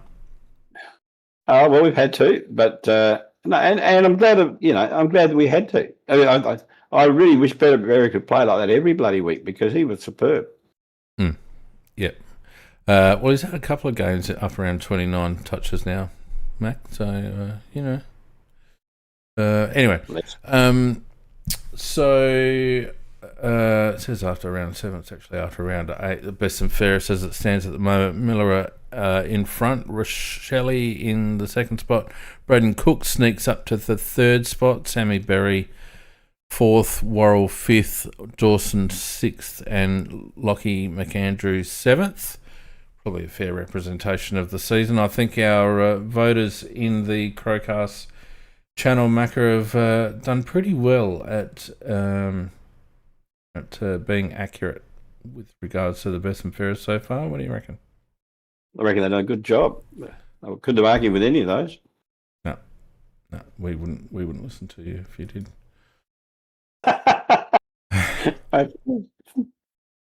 All right, Macca, it's time for that part of the show that everyone looks forward to, in my opinion, and that's the Hall of Flame. Go for it, mate. Tell me what you got. Well, I'm talking about a man who recently stated the standard of umpiring is been as good as it can be for a long time. That is Greg Swan, who calls himself the Executive General Manager of Football Performance. My God, what a title. Absolute bullshit, as we all know. And it's ironical that he was at the Showdown with Andrew Dillon and some other AFL hanger-on Apparently they watching- left with a couple of minutes to go as well. Yeah, but I don't blame them. They were watching the greatest shit show of umpiring for many a long day. I mean, seriously, it was a shit show of umpiring. And I wonder if he would dare repeat his comment again this week. So, Greg Swan, you're my Hall of Fame, and happy burning. Now, that's 2 weeks in a row for Swanee because we did him last week for the Carlton fiasco. And just on that, the Carlton fiasco got sorted today with a $75,000 fine to Carlton Macca, and some sort of undertaking that each club will have psychologists on board. It was the biggest wet lettuce leaf punishment you could possibly think of. The AFL will pay the $75,000 donation to the mental health thing, and most clubs already got a psychologist anyway. No repercussions towards any individuals. No real change to protocols. It was an all they did was let it go past for a little while, let the dust settle, and then just go for optics, and that was it. 100% correct. And I can tell you now, if it had been a non-Victorian club, it wouldn't have been treated as kindly. I agree. It would have been a lot more harshly dealt with. I don't know how individuals at Carlton were not held to account. They fined the club. The charge was against the club for bringing the AFL into disrepute. How can a club collectively do that? It's not the club. It's people within the club. Well, you're 100% right, mate. You're 100% right. The coach, the people that tend to the players when they're hurt. Well, the medical staff, the line coaches, trainers. All of it. There's just so many people that you could say should have picked it up, and they couldn't have missed it because he did interchanges as well. So they couldn't have missed it. And when he was out there, he looked absolutely bloody ridiculous. So Mike in the YouTube chat says, I was sure he was sober. Well, let me tell you something. No one that's pissed can play football. Oil reports, we can only go by what they say, and I don't really want to speculate on what Elijah's problem was, but it was a medical episode. Bonehilda says, well, he wasn't really playing, but he was running up and down the ground like a crazy thing. Probably wrong use of words there, sorry, but he wasn't impaired physically. It just impaired psychologically. So, look, in any event, I'm so underwhelmed by the way this has been handled, and I just don't like the way Carlton have handled it. And I just, to me, there's an element of medical malpractice here somewhere, Macca, because someone at the club signs off on players playing, and I would imagine it would be the club the club doctor. You'd think so. And yes, Mike, I know sober doesn't just refer to alcohol, but we just can't speculate. There's been no speculation, so there's no point in talking about it. He's been classed as having a medical episode, so it could have been a range of things, but we're not in a position to speculate about that. But yeah, someone needs to be held accountable, an individual, and I don't think this is the last of it. I think when the dust settles, the Hollands family might pursue some further action because, well, they should, in my opinion. In terms of against the club for allowing him to stay on the oval and play. Absolutely. Unsafe workplace, and there is a Workplace Victoria investigation ongoing, so that'll be interesting. Yeah, look, it's incredible when you really think about what Carlton's penalty is. It's nothing. It really is nothing. Well, the thing that annoys me more than anything else, Macca, and I haven't heard anyone else raise this, but what annoys me more than anything else is that the AFL have adjudicated that Carlton brought the AFL into disrepute. So nowhere within the charge has there been any mention of Carlton's duty of care to Elijah. There's been no charge laid against Carlton for mishandling Elijah's medical situation or sending a player out onto the park that shouldn't have been sent on. It's all about the optics. Oh, you know, it played out in public and all the rest of it. You made us look bad, and that's why we're going to charge you $75,000. And again, I haven't heard anything from the AFLPA, but surely the charge needed to include some acknowledgement that Carlton had not managed Elijah properly and had not fulfilled their duty of care towards a player. It just hasn't been mentioned at all, and I can't believe it. No, you're quite right. And really, there should have been individuals certainly should have paid the price, because individuals deliberately chose not to do anything about what was a relatively serious situation. It could have ended up very tragically. 100%. So 100%. To me, and as far as we're aware, he's still in hospital. I haven't heard that he's been released. No, I don't know whether he is or not, but the whole thing was just, it shows how bad it was that he had ended up there. But it just beggars belief that you've got a coach, you've got these line coaches, you've got all these medical staff, all the rest, and nobody did anything about it, Fiona. It's just, I would be so embarrassed if that was our club. In fact, I'd be so angry if that was our club. And yet, the penalty just does not fit the crime. No, not at all. Anyway, we'll move on. Thank you, Macca, for that one. And good to see that it wasn't a Crows official that you picked this week, adhering to the rules. So thanks for reading that memo. Mine is, and I can't believe we've gotten to round 8 before I've had the opportunity to have the people on YouTube see the face of Caroline Wilson. Usually she's not my favourite person, but Caroline Wilson going on and on and on about how terrible it was that a player's girlfriend was indirectly referred to on a whiteboard about a player, and the player being described as punching above his weight.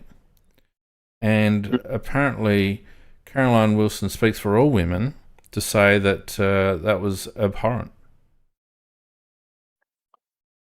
Well, firstly, the comment shouldn't have been seen by anybody, but and I put it on the Brisbane Football Club for allowing that situation to be seen. But coming Is it back such a big deal? No, I said coming back to that. No, it isn't. It isn't such a big deal. The criticism is really not on her. The criticism is really on the footballer that he's. It's not even criticism. It's an in joke. Yeah, but to some degree, it actually flatters the girl. I know. But it doesn't matter. It's an in joke. The guy's mates with a lot of the Brisbane players. They know each other. It's an in joke. What's his name? Pryor, bats above his weight. It's not a big, who cares? And the whole incident is a big fat roll of nothing, in my opinion.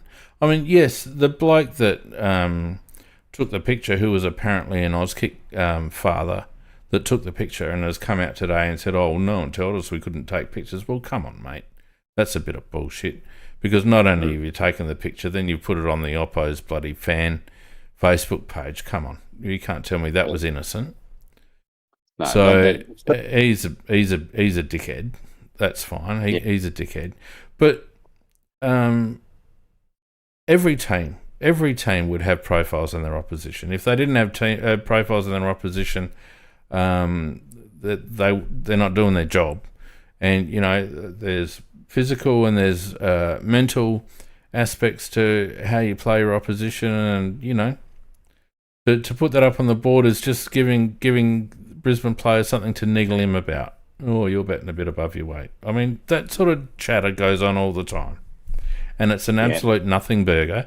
And for Caroline Wilson to get up there all indignant, and say, oh no, a lot of the wags weren't happy. Bullshit, Caroline Wilson. You do not know whether anyone else is unhappy about it. You haven't mentioned anyone else's name. You haven't told us that you've spoken to anyone else. You've just made a blanket statement that is a big load of utter crap just to make a big sensationalist thing, because at the moment no one is feeding you any gossip. And that's what it boils down to, Mac. I totally support your comments, Ben, 100%. And you were right. It's amazing it's taken this round before she gets a nomination. Well, I think it's because no one's feeding her any bullshit, so she hasn't been able to write anything. She's completely out of the loop. Other people have taken over. Tommy Morris and Cal Toomey and all these. She's not relevant anymore. She's on the most irrelevant of all the weekday footy shows. No one watches the agenda setters. No one at all watches the agenda setters. And that's the only one she's left on. She's a nothing burger, and she should give it away because all she is a muckraker. And thanks for someone who put that flame up.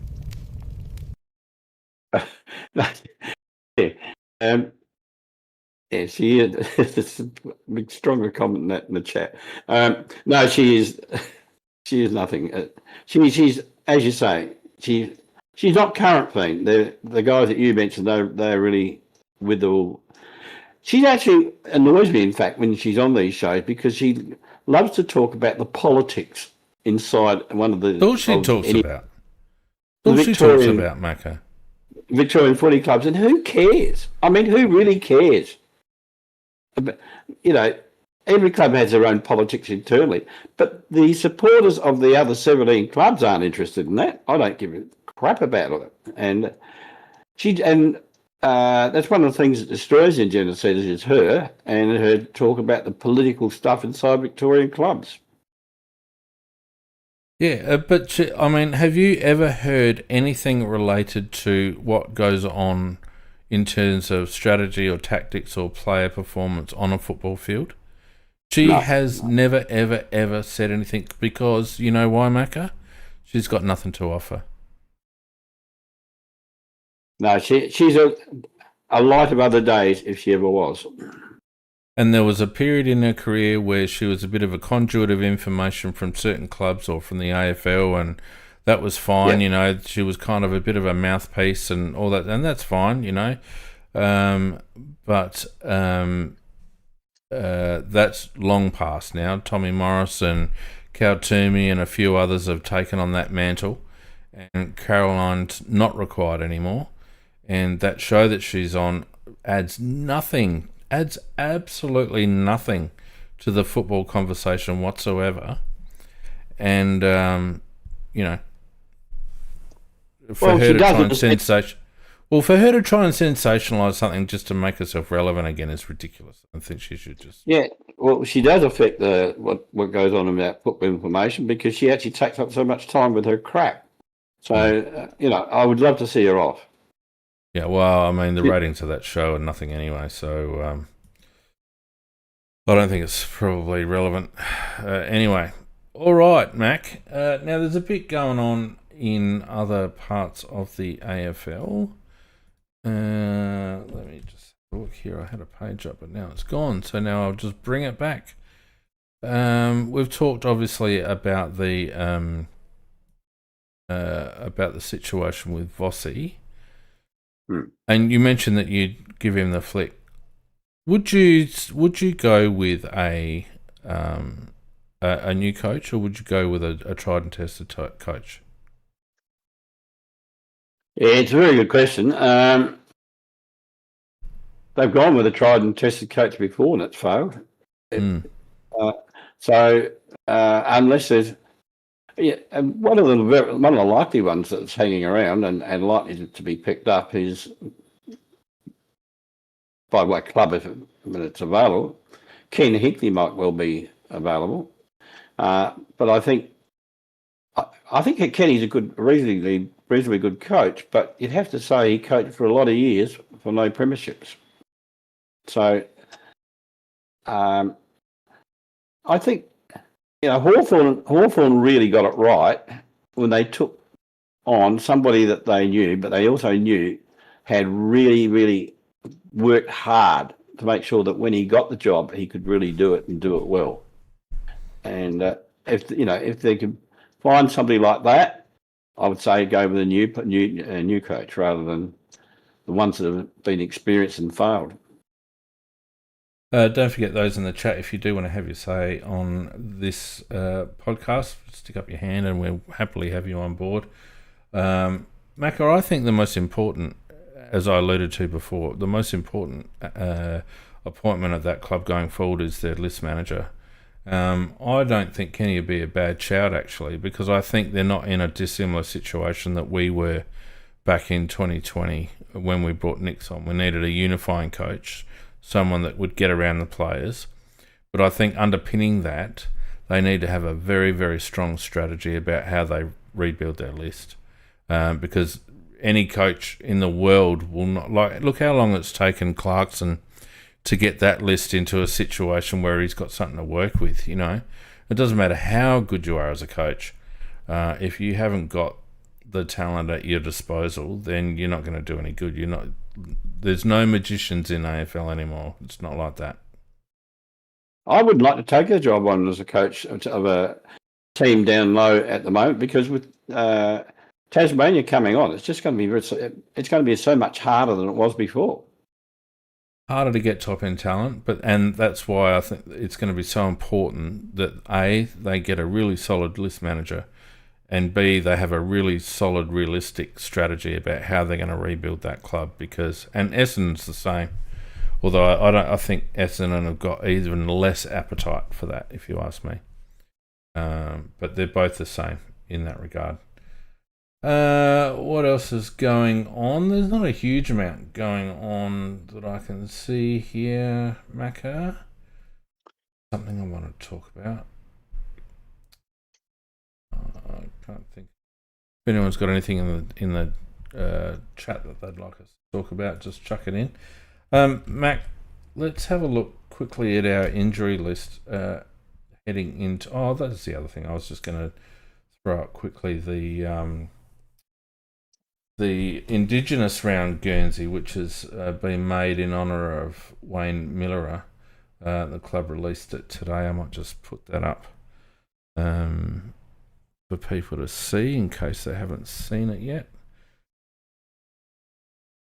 Oh.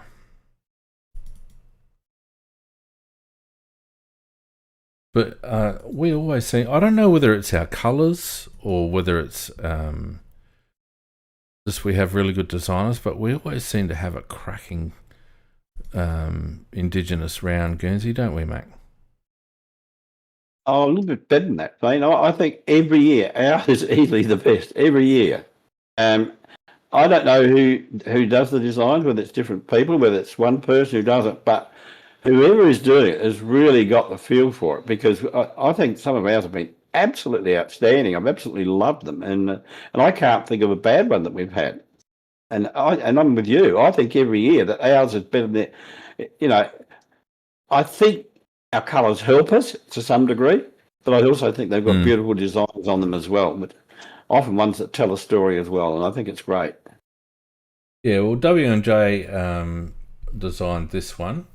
And it's pretty good too. The AFLW and SANFL teams will also wear the Guernsey during their respective Indigenous rounds, which is a great idea, in my opinion. And just reading the article off the AFC website, Miller, whose father is from the York Peninsula, from the Narranga Nation, while his mother is, Gutchadmara and Jali. Sorry, apologies if I've mispronounced that. From Western Australia, so he's proud to share his story and to have designed this year's Guernsey. Jeremy Johncock, who's our First Nations program manager, organised it with him. So yeah, just tells the story of his family, and I think it's a cracker, absolute cracker. I must admit that Andrew McWalter threw up West Coast Indigenous Guernsey 2 on Monday night on 360, and that looked like a belter as well. So there's a couple of really good ones. But I think the colours do favour us in the sense you've got that navy blue where you can use yellows and reds on top of that, and so it really stands out. And yeah, but I think on top of that though, we have had very good designs on top of it. Some of the clubs have only made token efforts, but on our Indigenous Guernseys, they were always, you can see it's 100% Indigenous intended, not just token. Oh, I think that's a bit strong. Oh, no, I can remember one for Collingwood I thought was very much a tokenism.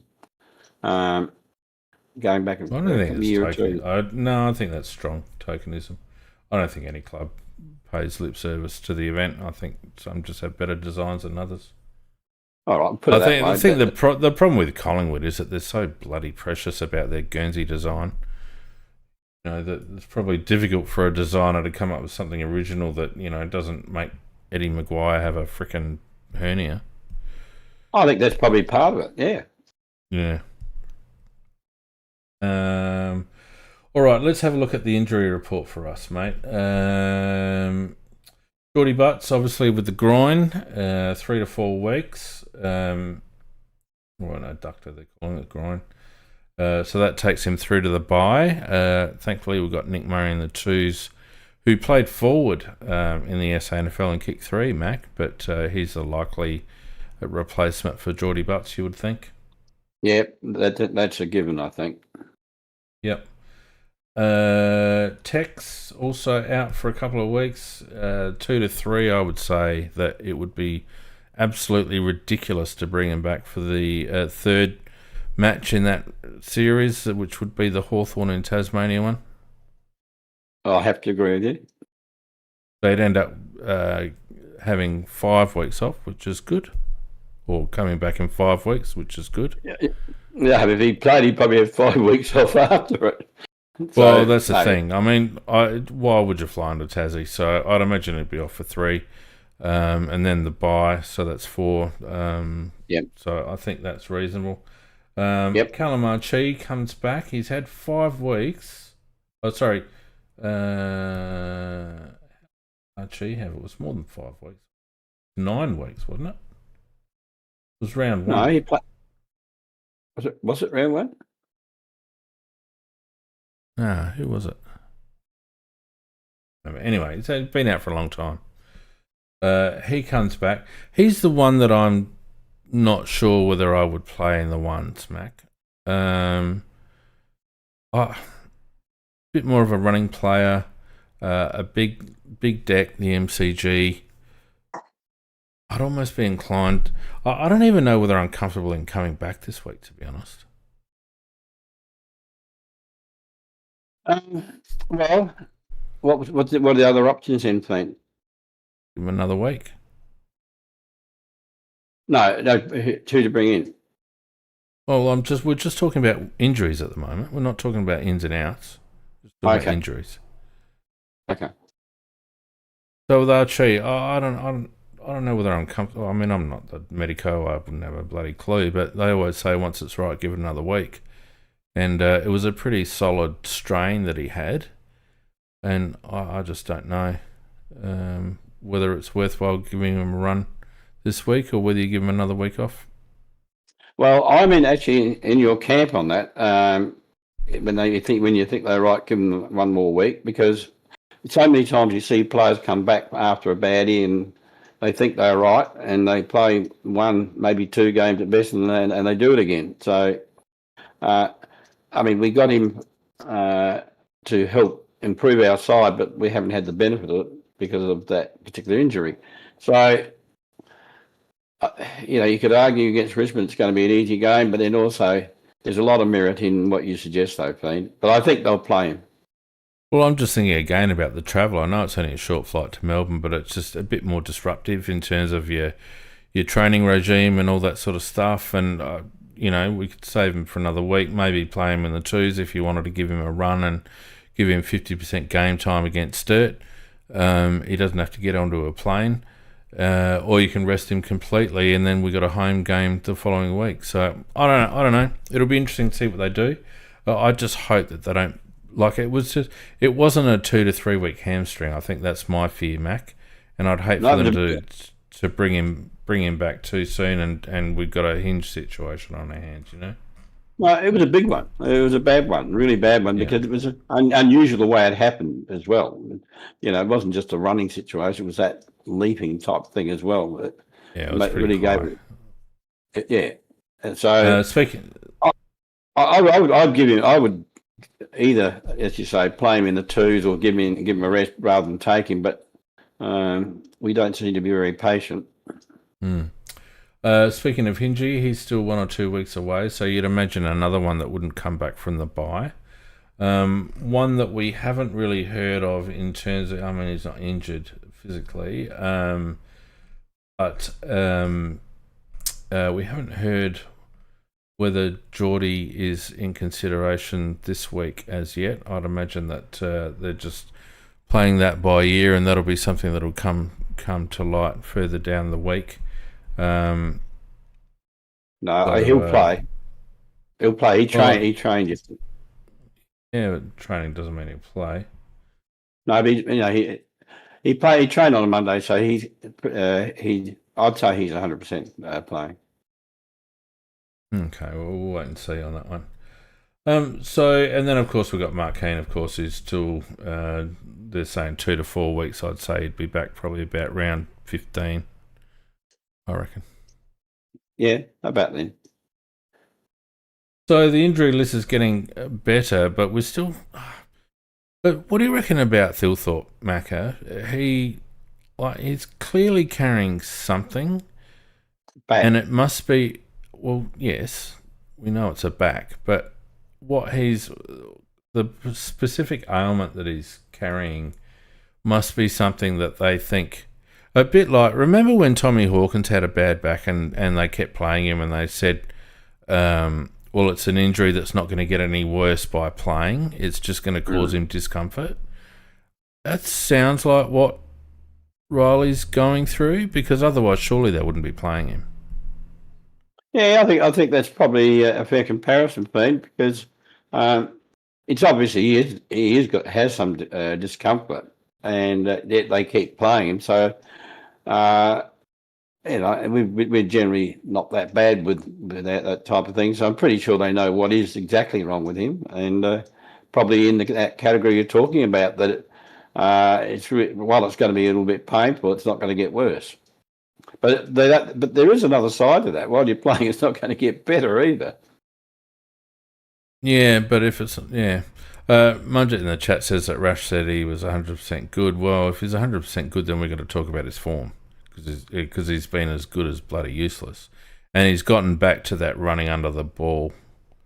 Very much so. Thing, had a bad one, which I can't stand. And if he's worried about contact from behind, fair enough. But if he's got a problem that means that he can't extend vertically and he can't jump, and he's worried about contact coming from behind, then the last thing we need to be doing is having a game plan, Macca, that allows him to be double teamed and stick it on his head. Well, exactly, because just to support that, it's more likely an injury from being hit from behind up high in his back, because when the ball was on the ground and he snapped that goal, he did that very easily, with no look of pain on his face or anything like that at all. So, whereas when he's running and trying to mark overhead, at times he did look like he was gripping his teeth a little bit. So, Yeah, I think it is that type of injury where when he's got to stretch high, it's obviously bothering him because he actually dropped marks that wouldn't normally drop. He's completely out of sorts. I mean, he even dropped a chest mark in the fourth quarter that he normally would gobble up. So, yeah, so interesting the way that's playing out. But to my way of thinking, it's almost worth just saying, Riley, have a break, and we'll have a look at one of the young lads. It probably would make sense to do that, but they won't. No, I think they'll try and get him through to the bye, and then he'll have a rest then. And Jake saying Tigers are North. Well, as I said, North aren't easy beats. We don't want to take them lightly at all. All right. So the other one that's had a bit of a niggle was AMB, and he came back. Pardon me, but seemed to be hampered with that knee, Macca, and it looked like he had to have some numbing spray on at various points during the game. Why would you have him in the side at the expense of Charlie Edwards? Look, I agree with you, but he is the vice captain, and no Dawson playing. So I think they felt that they had to play him for the leadership factor. And I think he did play a reasonably good game. So I understand what you're saying, and in a perfect world, you would rest him. But with no Dawson there, I don't think they wanted to lose their vice captain as well, because I think he is the most influential of the vice captains. See, I think the whole leadership thing is a big pile of bullshit. Well, it's better to have some than none. But we had leadership.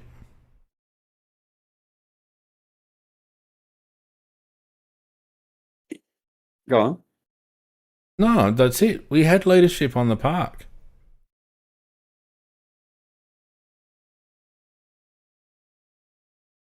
Who was the leader, Pete?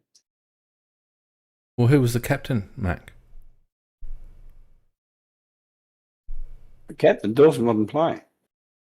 I said, who was the captain? I don't know. Benny Keys and AMB are captain, were captain and vice captain. You also had Tex Walker in the side. We are also now the 8th most experienced team in the competition. It's not like we're playing kids. We've got blokes that have played over 100 games. They don't need to be babysat, and to play a bloke who can't run and has got a stuffed knee, to me is just complete rubbish. Absolute rubbish. Yeah, well, I didn't actually think he played too bad a game though, Pete. Did nothing. What were his possessions? Disposal? Oh, I don't know. He wasn't influential, in my view. Well, perhaps not as influential as normal, but he wasn't hopeless. Well, he's never influential. Rarely, I should say. You're talking about in terms of play, but usually he's one of the reasons he's vice captain is for his voice as much as anything, though. Oh, Macca, come on, man. Are we going to start praising non-statistical roles again? We'll move on. No, seriously.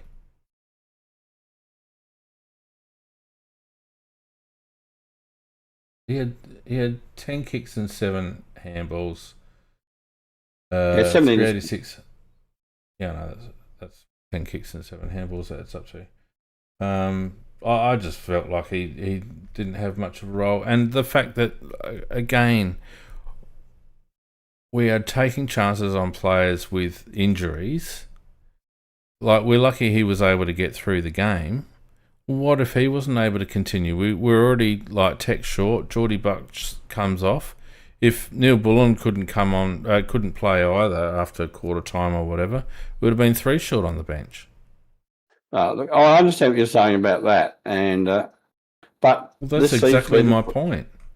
That's exactly my point. But the philosophy of the club seems to be different to that being. Well, no shit, Sherlock, but I'm actually having a conversation with you about what you think about it. I thought that Neil Bullen was useful for the game, and yes, he did. I think he had came up with a couple of bits of attention, but no, I think he contributed to the game, and he certainly would have contributed as a leader as well.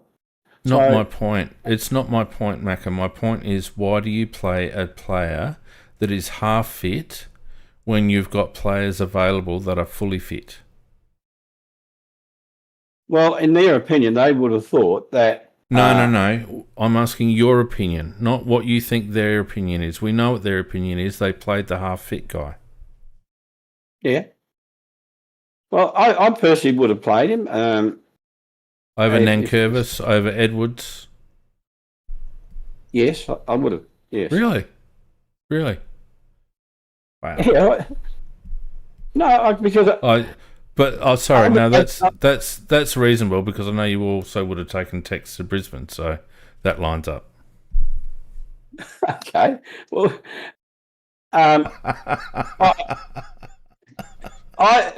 he wasn't. He wasn't travelling, Pete. No, he was half injured. Tex wasn't injured when he went to Brisbane. A&B had the week off previously for a bad knee. He clearly wasn't ready, but they brought him in for whatever reason, which is Matthew Nix. And I wouldn't mind betting that he goes out next week. Don't forget, anyway, I don't want to labour the point any longer. We have a differing view on playing injured players, and I just think it was a waste of time playing A&B, particularly when we have a bloke like Charlie Edwards who... after a strong first game, struggled in his second game and would have benefited very much from getting the benefit of the coach's trust to give him another run. And therein lies my big issue, the fact that Charlie Edwards has now been shuffled back to the twos and we won't see him again. Well, I hope that isn't true. I think that... Edwards had a very, very good first game and struggled a bit last week. I think Neil Bullen wasn't as bad as you think he was. Otherwise, I don't think he would have been played. I don't actually care whether he was good or not. The simple fact is that why would you drop a young kid after 2 games for a half-fit player? That's what my point is. Well, I actually really thought that they would drop him this week because of the fact that he had the 10 possessions in his second game, which wasn't such a good game. The role that Neil Bullen plays is a totally different role to the role that Edwards plays. So, in terms of the structure of the team, I think I wouldn't have played Edwards last week anyhow. Well, we've been playing Jake Saligo in that role, and Jake Saligo came back into the side, so very easily could have played that role. And in terms of dropping a young kid after 2 games, one really good and one a bit of a struggle, my argument to you is Braden Cook. Well, Cookie, of course, he's fantastic at the moment, and he has taken time to develop. So, like any kid. Yeah, I mean that's natural. It does take time. I'm not writing Edwards off, but you asked. That's not my point. No, it's not my point. We gave Braden Cook games that he didn't deserve last year, and as a result, we are now benefiting from it. And that's what I'm saying. You don't drop a player after 2 games, right? Because he's had one that is below par. If we'd have done that, Braden Cook would have only played 2 games last year, and we wouldn't be seeing the benefit of him this year. That's my point. It's a good point. I can't argue against that. It certainly, but Cookie also he did get dropped a lot of times too along the way to get there. He had a run of games last year where you said, "I don't want to ever see him again." Yeah, and he got picked. That was the game when he had. And if he hadn't got picked, we wouldn't be seeing the benefit of what that continuity brought him. And as Jake says in the YouTube chat, Edwards getting the Berry treatment. Look how far behind the 8 ball Sam Berry's been because of the in and out, up and down development path that he's had. Imagine having another 30 games into Sam Berry. How far further down the track would he be? I can't argue with you, Pete, about the overall way that Nix has treated the youngsters. They probably have to overperform to continue to keep their spot. No, they benefit from injuries. That's the only time they get picked. We did the same with Josh Worrell. We did for a long time. Yeah. Josh Worrell only got a game because Tom Doedee fell over. Yeah. Look, you raise a very good point, and overall, I have to say Nix is not very good at handling that situation with the young blokes. I totally agree with you. On this particular game, I think it's a situation in particular about whether you pick Neil Bullen, who was the captain on the day, or young Edwards. Well, we disagree on that one, but I'm not saying I'm right. I'm just saying that's my opinion. Yeah, that's fine. I don't think we'll see Edwards again this season without injuries. Well, we won't see him again this season. Well, I'd be very sad if we don't, because I think that. Well, who does he come in for?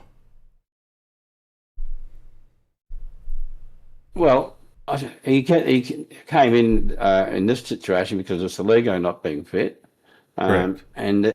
And there could be other situations during the season where that, when the opportunity comes to, and I hope he does get those opportunities. Well, he'll only get it for the Crows' number one reason, which is injuries. He won't get it for development. He won't get it because of an eye to the future. Like, we could play Charlie Edwards off half-back at the moment, Macca. Quite comfortable. Yeah, actually, would not be against that at all. We spent a whole season investing in Charlie Edwards at half-back last year in the SANFL. We did. Right?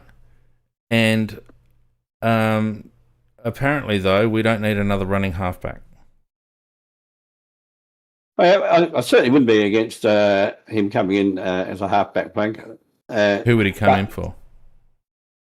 Well, it's a matter of just who's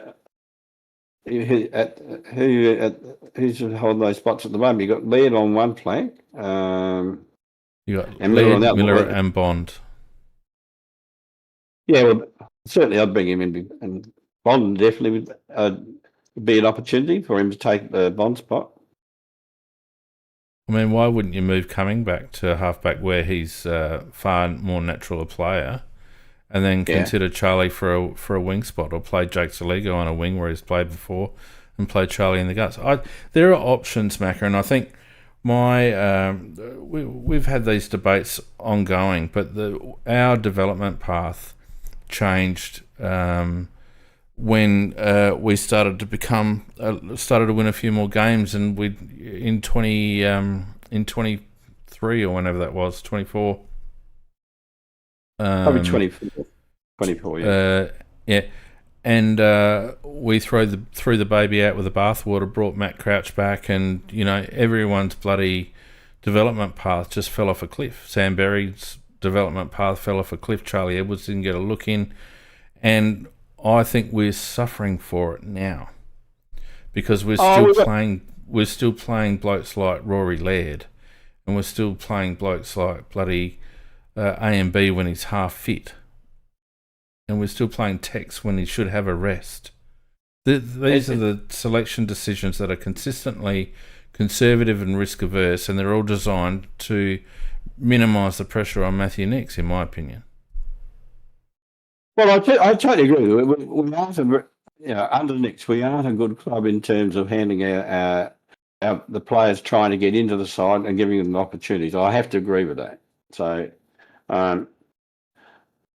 look, they didn't on this opportunity, and they got away with it and won the game. The problem with what you're saying, and I don't want to get into the weeds with you on this, Macca, but the problem with what you're saying is that you pay lip service to that Because you say, yes, our development hasn't been good, but then you're in favour of picking a half-fit Neil Bullen.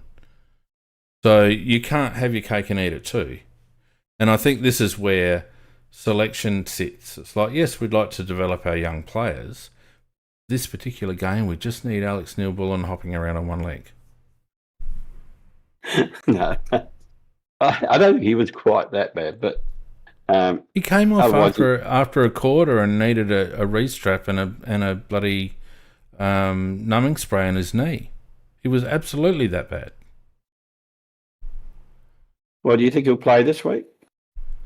I don't know, but stop dodging the point. Anyway, I think we've made that perfectly clear.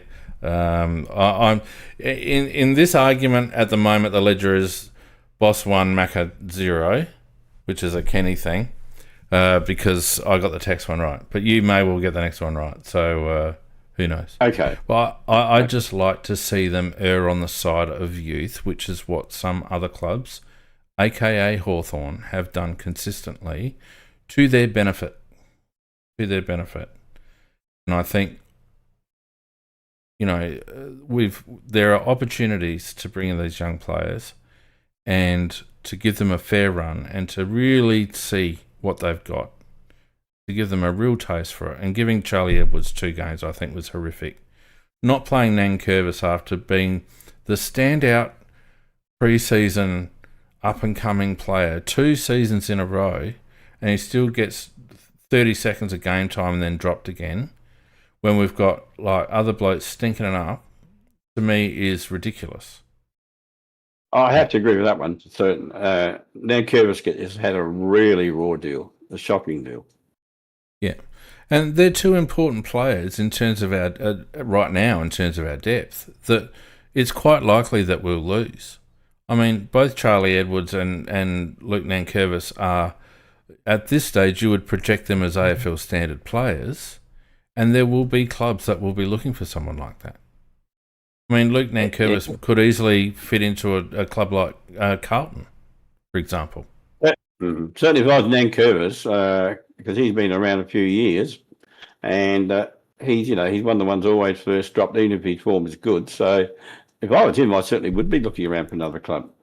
And this is, I guess, leads back to my point, Mac, that we need to take the opportunity. We need to be less.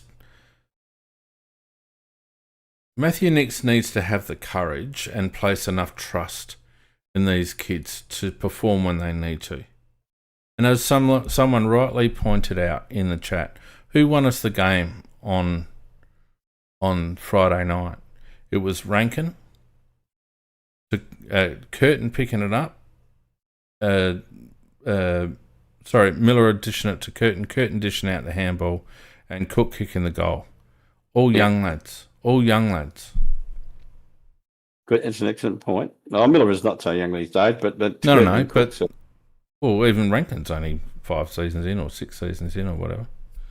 I mean, you've got to have trust. Yeah, I'll bet you $100 that if someone said to Matthew Nicks, you've got a situation where someone gets a ball out wide and they've got to kick a goal to win the game with 10 seconds to go, who do you want kicking it? I will bet you $1 million he would not say Braden Cook. No, he probably wouldn't. Actually, just on the form that Cook is in, I was very happy to see it in his hands, because he's kicked some brilliant goals so far this year. Talking about. But I know what you're saying about Nicks. He is Mr. Conservative, and he doesn't take those chances with the young players that he should. I do agree with that. Yeah, and so when we have situations where these opportunities arise, we've got to take them. We have to take them. For better or worse, we have to take them, Macca. No, you're probably right, man. Alrighty, so looking ahead, we got Richmond coming up just to finish off the podcast. It's on Sunday, Macca. Sunday afternoon. I hate the Sunday afternoon time slot. And the last game of the round, yeah. Yeah.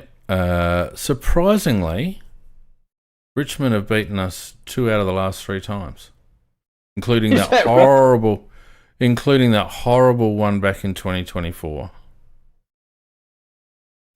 How soon we forget? I hadn't remembered that. Oh, I remember it because I was in bloody Vietnam watching it, and I just about threw my laptop off my mate's balcony. It was horrible, that game. So we beat them obviously last year, quite comfortably. But in 24, that was, I think, when the Wolves were really howling for Matthew Nicks at that point. I think we were as well. Yeah, well, I mean, I wasn't. We had a bit of a break for a few weeks while I was away, but yeah, it was a shocker. So look, I wouldn't say it's a danger game, but by the same token, we've got an opportunity. Like, we're sitting on about 98%, so it's an opportunity for us to really fix our percentage with a really good, solid win. We should win by 10 goals plus. I mean, they have 26 players to choose from, and we're a few players now. We're only 3 or 4 players now off a full deck. And there's no reason why we shouldn't blow Richmond off the park. Oh, I think you're right. I think it should be 10 plus. If we play to full capacity, that where players give their best and play to their full capacity against a side, as you said, that's virtually decimated through injury. Yeah. And I'm not saying they still haven't got some decent players, but because they are playing, they have the deep drills so deep into their side. Obviously, it's the bottom 6 to 8 players that aren't going to be up to the same standard. So, yeah, I would say that if we only won by 3 or 4 goals, it'd be very disappointing by us. And yeah, it is, as you say, an opportunity to square the ledger at least with the percentage, get it 50% or over. Yeah, we need to get it up over 100%. It needs to be a 10-goal win, irrespective of personnel, because it doesn't. They could pick Tyler Welsh this week or Ladowski or whatever his name is, and give Tex a rest and not pick Fogarty and keep Murray in, and we'd still kick a winning score. We should kick a winning score. They're decimated by injuries. Their midfield is decimated. They've got no experience whatsoever. It shouldn't be close.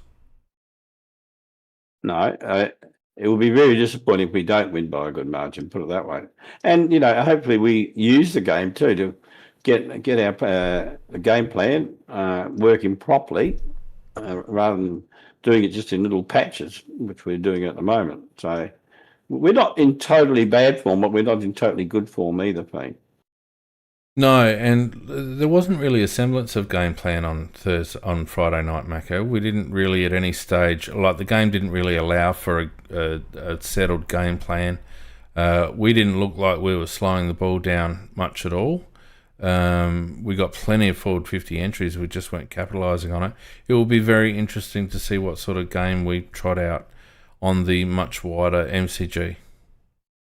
Well, because it is so wide and it's got so many spaces, I think it's a ground where you've got to try and move the ball quickly. So because if you move it quickly, you should catch the opposition out because there's so much space for players to get into. I don't know that we play that type of game, so I'm not really not sure at the moment what type of game plan Nick is wanting us to play because, as you said, there was really just no semblance of a game plan by Adelaide in that win over Port. It was just a matter of just flogging your guts out, trying to get the ball and trying to move it on and hopefully find another player. At no time did we really look like we had a real system that would overrun them. No, that's right. And like Inquisitor said in the chat, we tend to rely on individual brilliance rather than any sort of attacking game. So the one thing that I did like about the last weekend was we were defending a little bit higher, Macca, and we were able to get some more repeat inside 50s. We weren't sitting back as deep as we have done in the previous few weeks. I hope that's a trend that continues, because that was one of our strengths last year, our ability to lock the ball in territory and just put pressure on the opposition's defence rather than just let them waltz out, and us sitting back. So we'll see how that develops. And I think that we can't afford to rest on our laurels. We need to maintain our intensity, because our form, like you said, mate, hasn't been great, has it? And I think the only way that you can improve that is just to keep playing hard and work your way into form. Yeah. We're not in great form, but in the sense that we play some good football, but it's not consistent during a game. It will have patches like we did in this particular game against Port, where we slapped on 3 goals in about 5 minutes towards the end of the third quarter. I opened up the last with another couple of goals. I thought we were going to run all over it, but we didn't. So we just had a patch in the third and a patch in the last, and that was really what won the game. Apart from the fact that brilliance by Cook at the end, but in between, it wasn't much. We weren't doing much at all. So there is obviously the ability to do it. The problem is the ability to do it longer and better, and eventually get it to do it, as your game plan. And so we just have bursts of doing it. We don't seem to be able to maintain it as a proper game plan. The interesting thing is, when we did go very well, it was really work rate that caused it, because when they gave the work rates on the TV, we were off the planet with our number, and when we got those goals, and it's obviously hard to maintain it up at that level. But so it's really more. That was really more through hard work and just working better than the opposition at that time, rather than a real good game plan and just individual brilliance from blokes like Miller. Yeah, exactly. So it'll be interesting to see what sort of game style they use against Richmond, whether they use it as an opportunity. Obviously, one of the few times we get to play in the MCG, so it's a little bit unique in terms of its width. I reckon Hawthorn defended that ground really well last week against Collingwood. Their zone, Macca, was really compressed in between the two arcs. And they had a lot of players in that area, and they were able to crowd up Collingwood. Collingwood had to go really wide to try and get any sort of forward 50 entries. They didn't get a lot of corridor. I felt like Sam Mitchell put a real good blueprint or a template in place that other teams could look at with the way that you defend that ground. Yeah, but he certainly bottled up the middle of the ground, didn't he? So they couldn't go through the centre of the ground, so they're always forced to the boundary. Yeah. All right, what's your tip, mate? Well, always the optimist. I think we'll win, but it's only the margin, I think, that is going to be in question, whether we play well or whether we don't play well. If we put it all together, we should win. Yeah, we should win by 10 plus if we play well. 10 goals? 10 goals, yeah. I'd say I'll go 12. Make it 12. 12 goals. I'm thinking we're going to win by 100 points. I think it's going to be an absolute belting.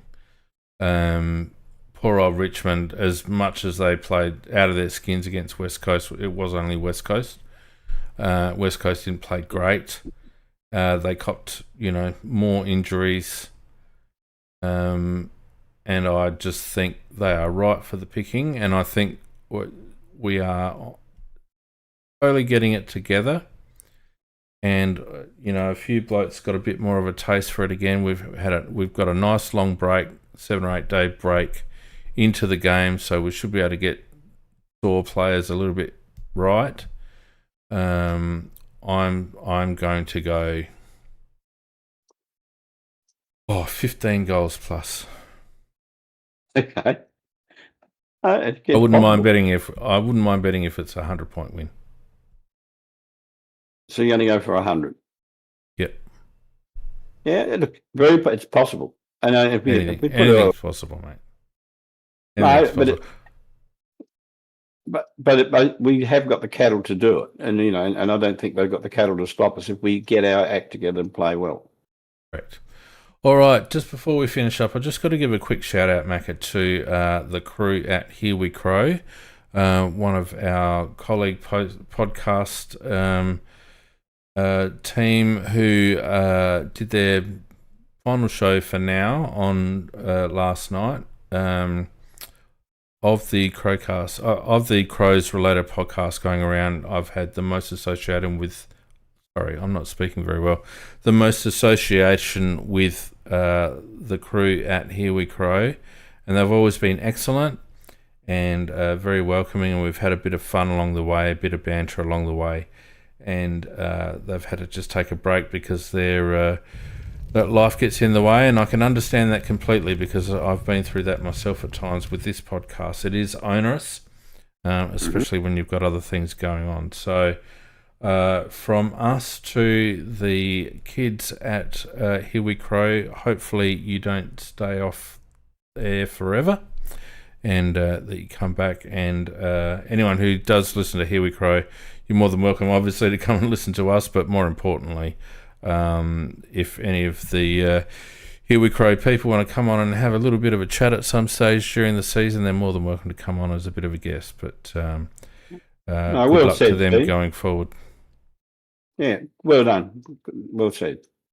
Oh, they're good people, and I remember when they had their anniversary episode down at the TA, and they're having tech trouble, and I went down there. They took it all in good fun, and had me on there for a little while. And I've met them at the club a few times as well. They're just good people. So, bit of a shame that we never got the even I could kick that competition going, but with them. But that's all right.